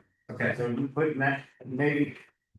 Take the forest out? Then probably need to take national forest, but Well, national forest wetland happens to be Francis Marion. Right. it does, I know, so it should be in there, right? But the problem is the heirs property thing then comes up, and if somebody's backing up to that, then they can't. correct. So we need to have it justified to subdivisions of over a certain number of lots, I think we or don't put it in there. I think we avoid the subdivision standards here and look strictly at use. Because regardless of how many lots you're subdividing, if the use is residential, the point solution or point pollution distance for that is different than it would be for commercial. Or it would be for agriculture, what we're talking about and what's suggested in the ordinance. I think if that's the intent, that's how we should view it. So we are not messing the heirs property rights up, but we're also not keeping the Pultes away from. I think to your point, this needs clarity for that, because as it's written, the stricter buffer requirement would prevail. So unless it's exempted otherwise, So Like where is empty, I mean. this later, there's a later section for exemptions. But could we do it legally and not get in trouble? Which part? By looking out for the heirs property in the small pieces and not letting Pulte jump up a bunch of houses right on our wetlands in the national forest. Within 35 feet. Well, there's 100 feet of it. 100 radius is approved.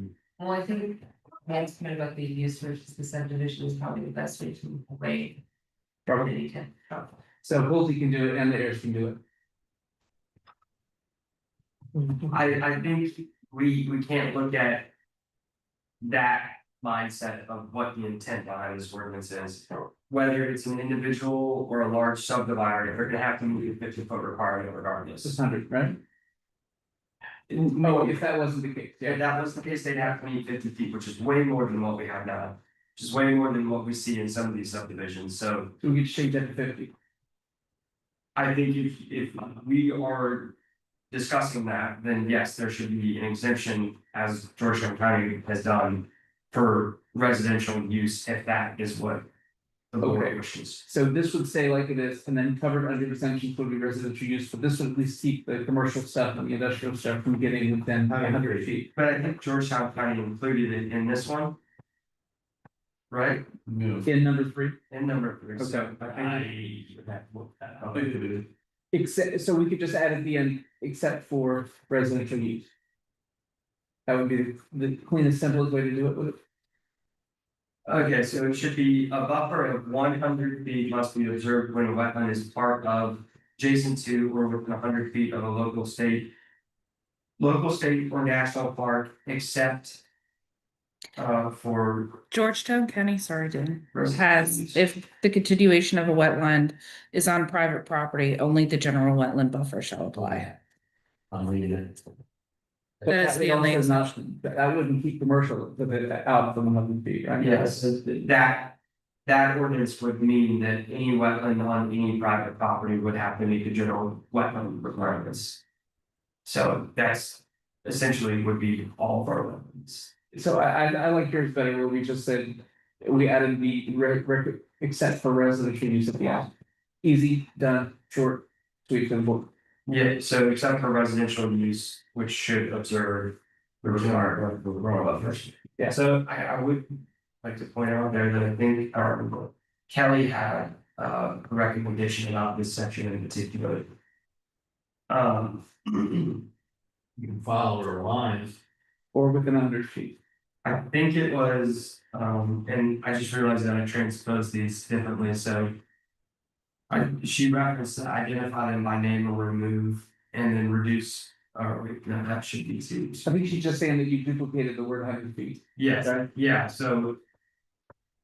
It should be a buffer of 100 feet must be observed when a wetland is part of, adjacent to. And then strike within 100 feet of.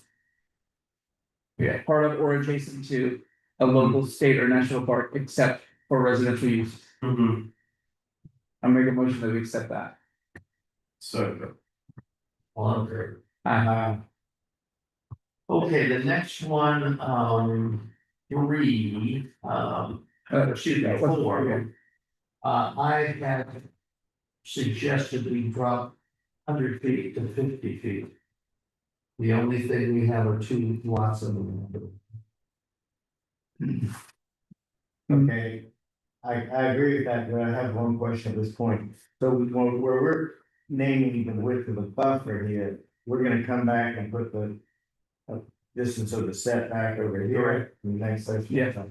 So the 50 feet would be good with no setback for that. I'm glad, you might not do the next one, but 50 feet is what I suggest. that would take the place of the 35-foot buffer.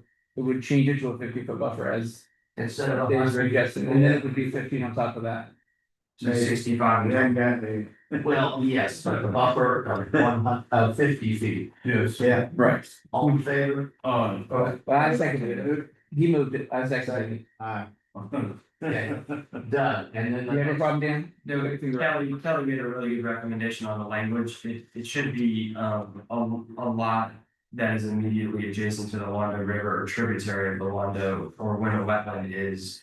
So it just changes the first part to make it a little bit more clear. Yeah, we see that. And then the next. So do we need to motion and second? Is that what you're going for? It's So move. second,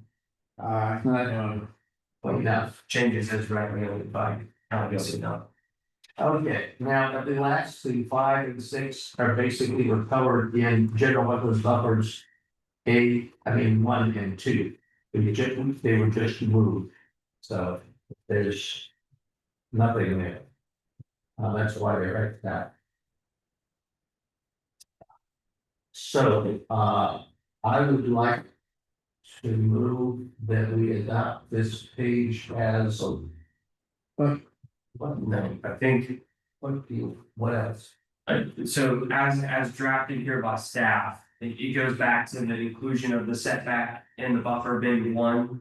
And we're saying that they're two separate things. Yes, So, we keep saying that, yes. so you're, I just wanna make sure I'm clear, because I thought I misheard you.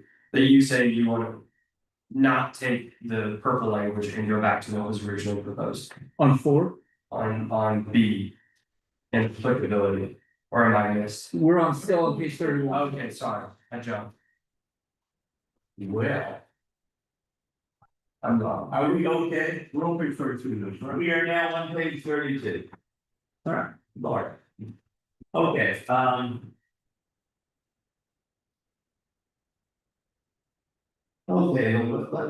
okay, so what we have here is, on B, right at the top of the page, is what we've been talking about innumerable times. And we have the Georgetown approach, and we have the Charleston County approach, and we now have the Coleman approach, which is the. And then half are different. So we need to change that sentence. That's correct. I think it can be done very easily. Just. Wetland setbacks should be calculated by measuring horizontally outward from and perpendicular to the edge of the buffer as defined herein. Right, and then it'll apply to all the different buffers that we've just established on the page before. Yeah. Yeah.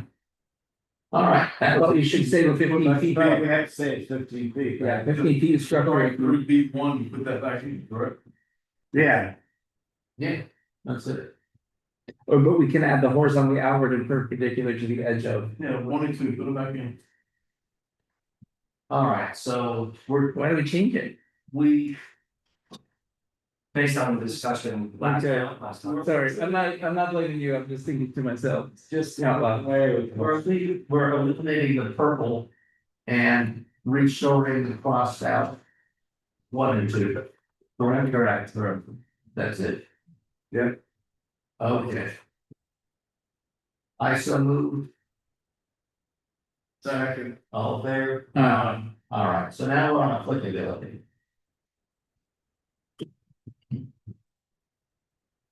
And this is something that Kelly's talking about right at the beginning, which is how much notice do you want? Dan, you said you wanted with the application. Yeah, it should be submitted with the application. I mean, it says that in one, so there's parts of this that are redundant, so like. You want to climb out document? Well, it says any person proposing to carry out a wetland disturbance under this section must prior to the commencement of the activity submit a wetland impact application to the planning commission. B one says a wetland impact application should be submitted simultaneously with any application for disturbance of the following activities. Right, well, So honestly, A should be taken out. Good. Yeah, it's not, so applicable activities becomes a, yes. okay. under that, in the. I'm thinking it should read with any applications for disturbance, including the following act. Okay. Instead of following that. That's right. I think Kelly mentioned. Well, you got that there. I do have that. What else in that, 153, that, dot 232? So there was a comment from a member of the public that mentioned that would require encroachment within a wetland or wetland buffer area. They asked for a definition of what encroachment means.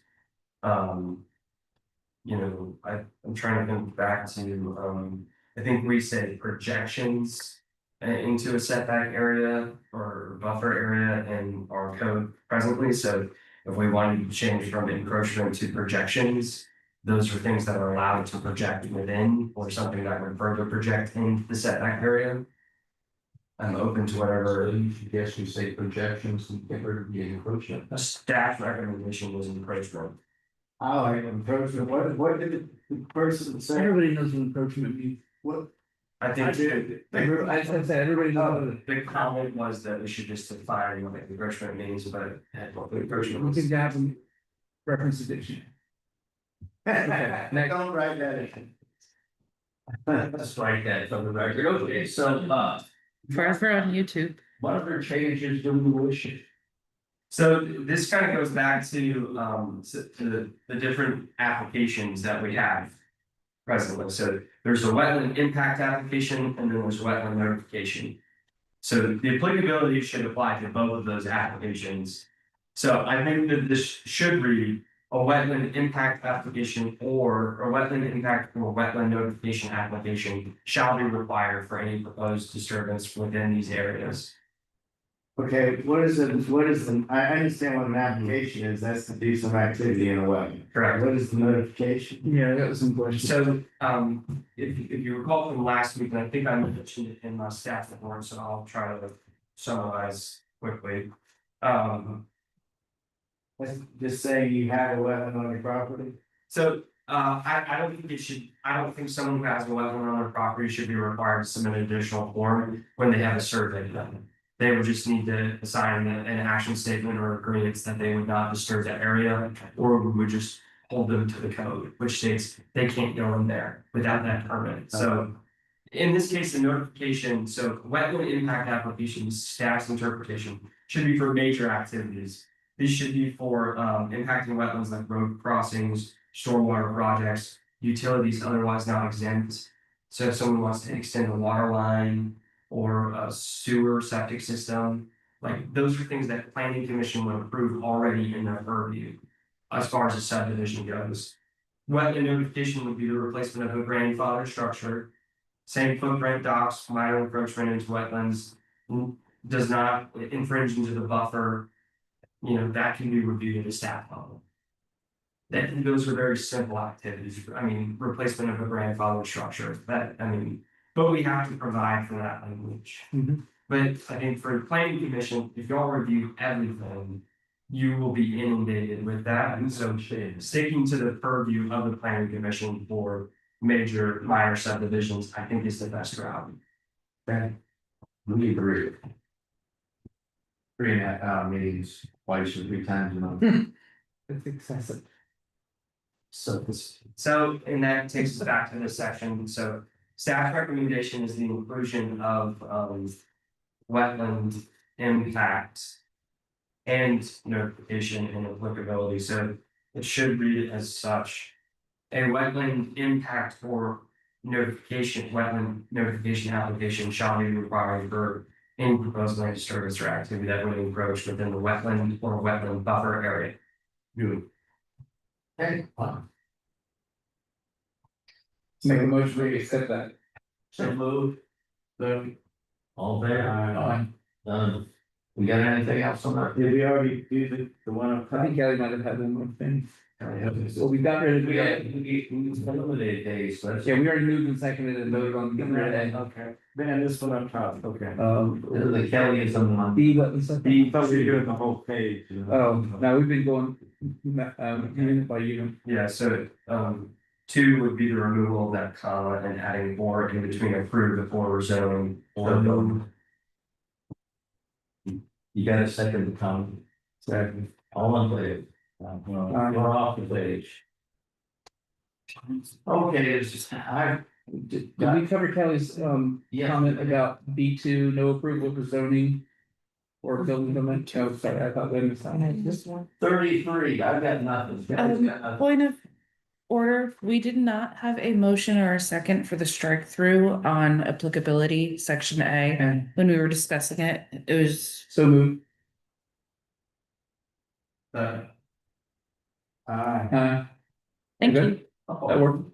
Okay, Yeah, well, I thought we did too, but I guess we can. And then the other one was, a wetlands impact application should be submitted simultaneously with any application for disturbance. I guess that was also including the wetland notification as well. Including the following actions instead of the, just making that Perfect. clear. Yeah.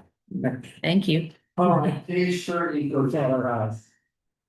I've got nothing on 33, Kelly's got nothing on 33, and then 34. Kelly had capital planning commission was all. Yeah,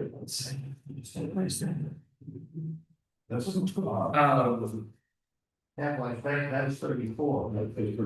That's page 30, I'm on 33. That's nothing. real quick. Oh, that's on the next page, so. Yeah. Yeah, so I just wanna make sure that for the record and for everyone's attention, that there is non-conforming buffer language in C. So 153, 230 or 232, C, non-conforming buffers, all developed lots and all undeveloped but recorded single-family lots on the effective date of this ordinance that do not comply with the buffer and setback requirements of this ordinance shall be grandfathered as legal non-conforming lots. However, existing setbacks on these legal non-conforming lots which satisfy either partially or wholly the buffer requirements of this ordinance shall be required to be undisturbed. Other exempt or prohibited provisions for non-conformities can be found in section 153 to 35C of this ordinance. I'd propose changing prohibited to restricted. Okay. So that would be the only change on page 33. That's status, right? Where is the prohibited, you taking out? It would be in the last Other sentences are prohibited and restricted. Mm-hmm. I make a motion that we change prohibited to restricted. Second. Aye. Now, So 33 is done? I had to do that for the record. Okay. Hmm? 34. Capitalized planning commission, anything else?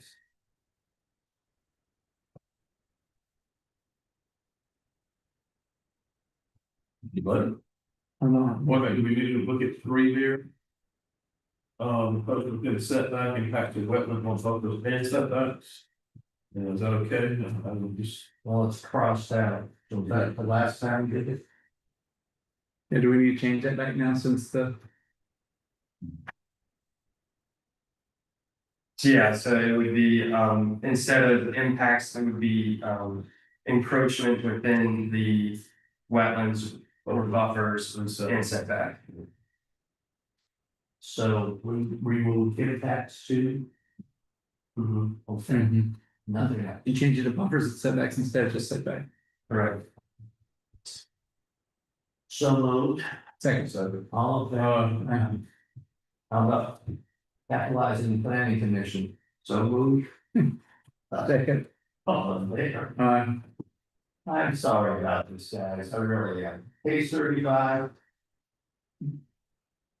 The single thing to change. These crossouts from the past, or is this what you did there? The 15 days is the standard public notice requirement. Okay, so no change things. It is a bit, tenuous for staff, but it's something that we can do. So you want us to approve this with change from 14 to 15 and with all the strikeouts gone? If you guys recommend, yes. So moved. All in favor? Wait, I missed that. We're just leaving page 35 like it is. I had part of the change, and you moved it from 14 to 15, 15 to us, 14 must be SCTLP model legislation. So that was on page 35. That's right. 35, so. So it's been moved and seconded. All in favor? Aye. Aye. So 36. What I have here is. Planning conviction and then we take, you dropping this back on us again, as you said, we're leaving us. So I just want point of clarity. So this is for wetland impact applications. So this would be in your purview or should be. I mean, we do need to stipulate that those activities and separate them in here. So that's something that we, before we move too far, that it's stipulated in where the which I think we get to on page 14. But Basically, you want manager change the commission on both A and B. Yes, because you guys would be reviewing wetland impact applications. Planning manager would be reviewing plan or wetland notification applications. But Kelly's recommendation and staff also agreed that these these set of items are way too subjective. Georgetown County adopted way better ones, which she You're on recommended. 37. correct? I'm on 36. 1 through 10, you probably. She's talking about C.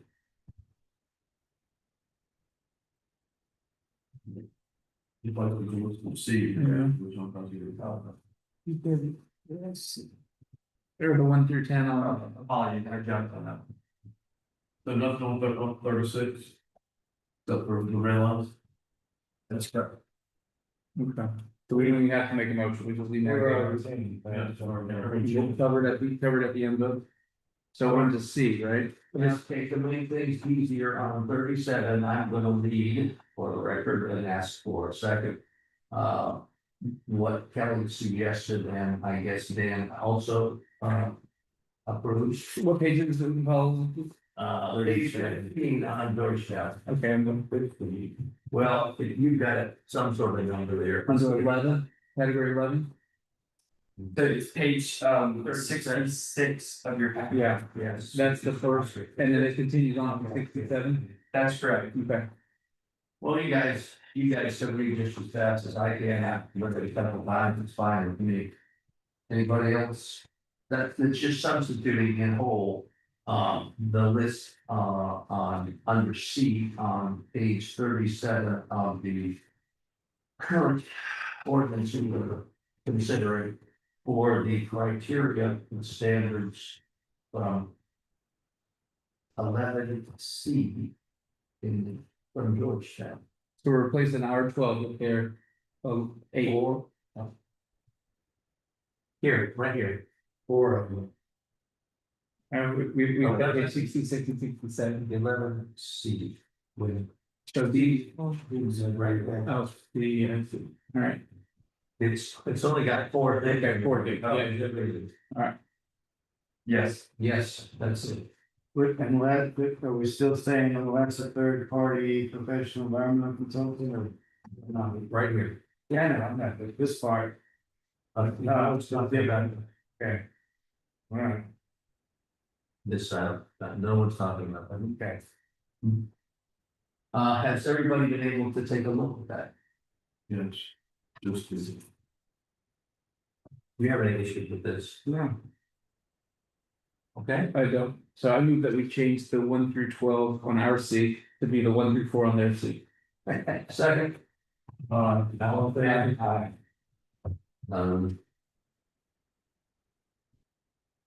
Okay, on 38.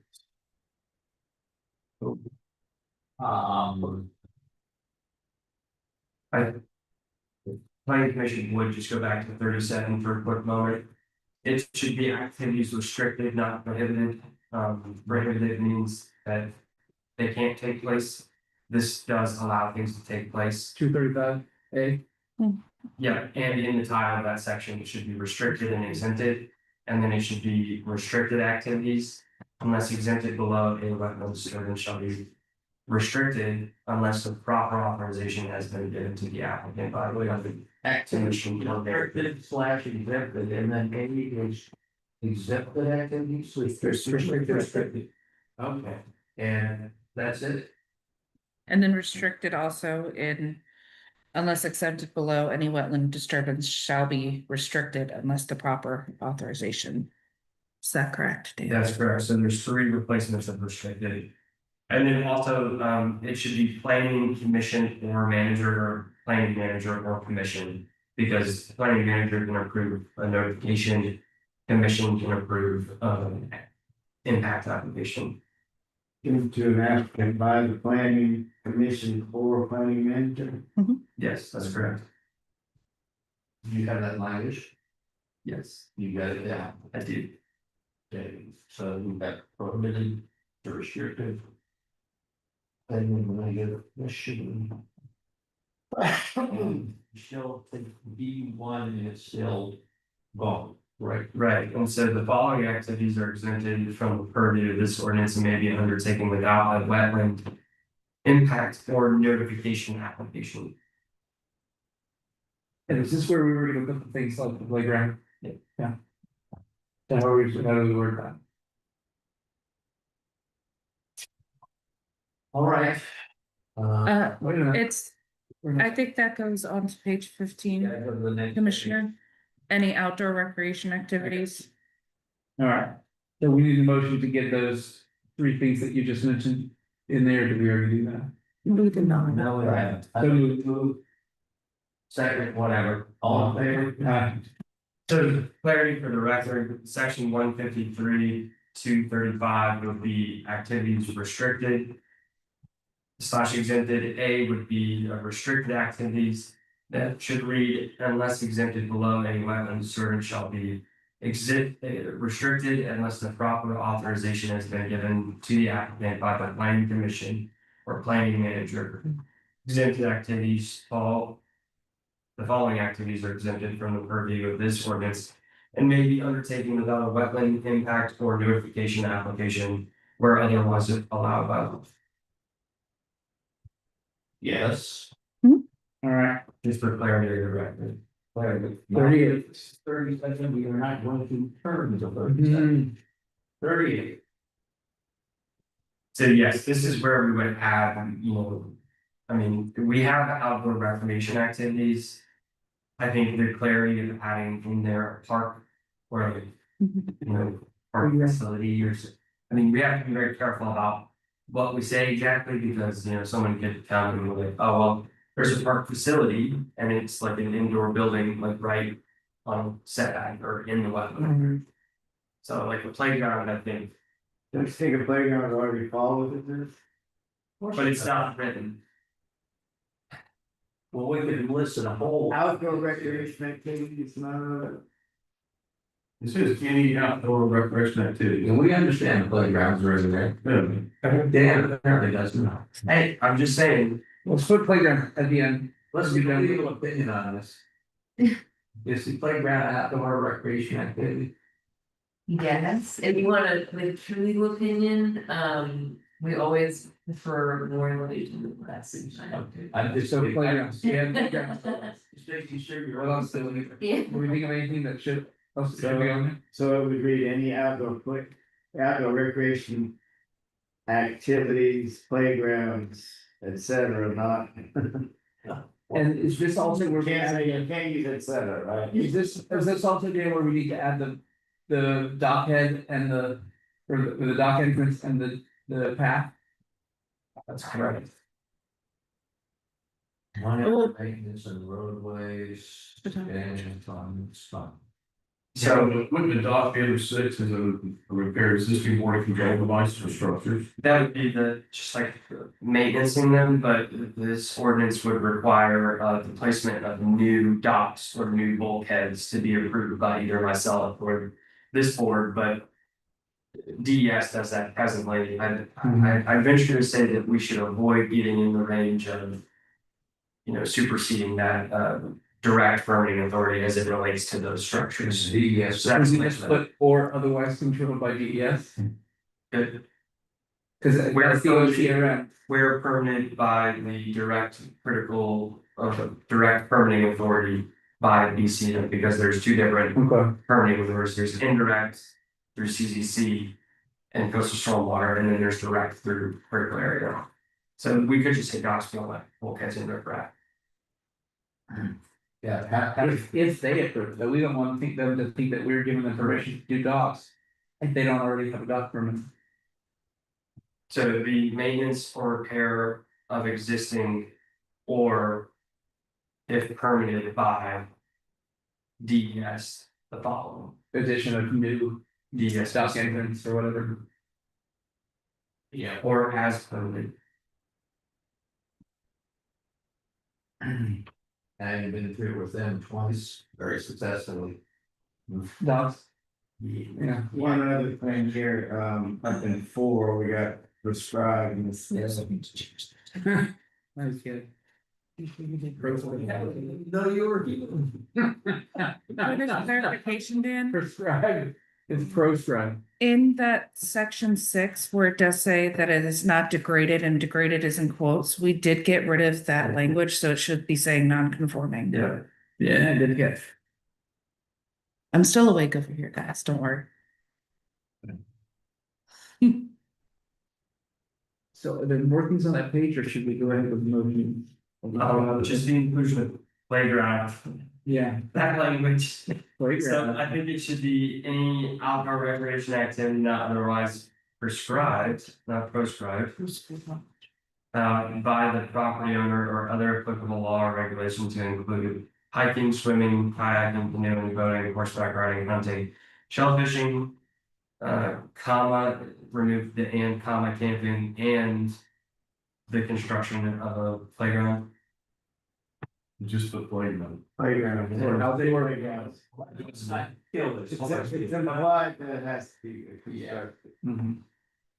And playgrounds. About playing softball. Bocce court, that would be a playground. I quit. Excuse me. Basketball. It's getting past 9 o'clock in the house. Is it really? Yeah. It's 9:15.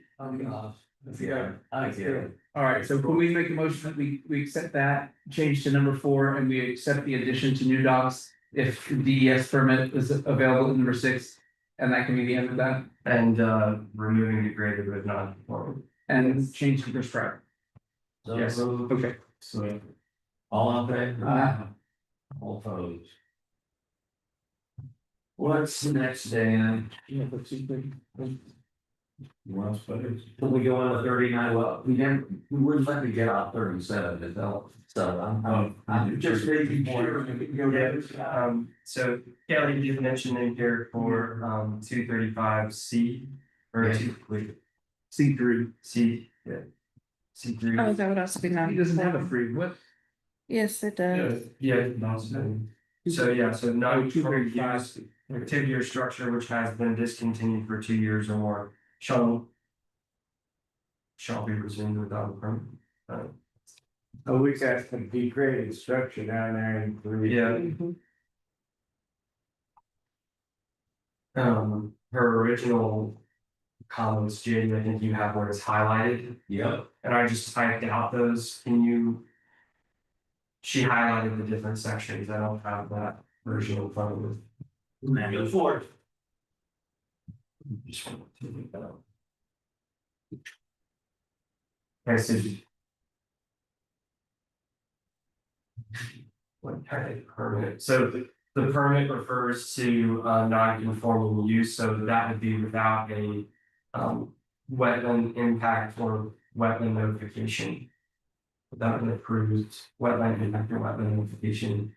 And then the third one, of course, she referred to the inclusion of the non-conforming language. Which is continued on the last page. Good. So I think we just need to add clarity, resumed without a permit or potentially resumed without proper approval as indicated in this ordinance. There you go. Second. All in favor? None. Okay. So now we are. And then 3, we leave the degraded structures. For changes to non-conforming. Okay. Yeah.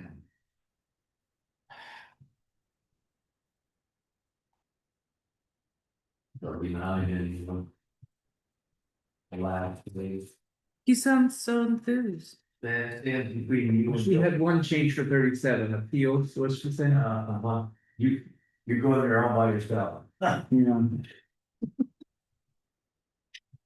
Okay, there was a couple of Kellyisms on 39, but I didn't have anything. And some. It's just capitalizing town, which is correct. And I guess it's a circuit court, this is the field, do not be found on,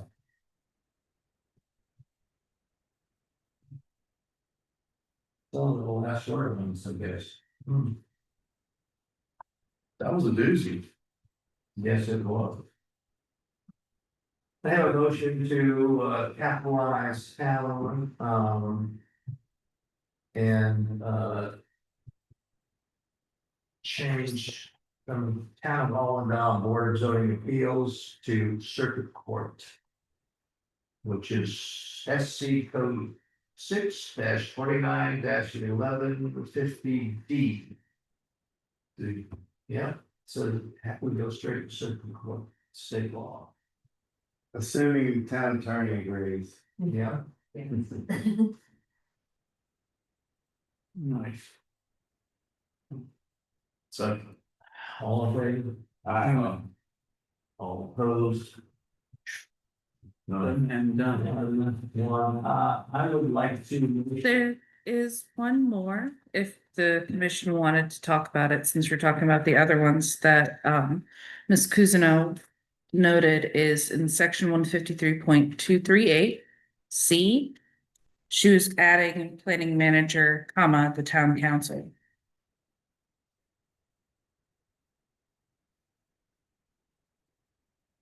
I'm not sure where she was referencing. I think she might have been The planning commission, capitalizing. planning manager slash, common town council shall have the power to order restoration of wetlands, that's probably what you look. Let me see. I have to look.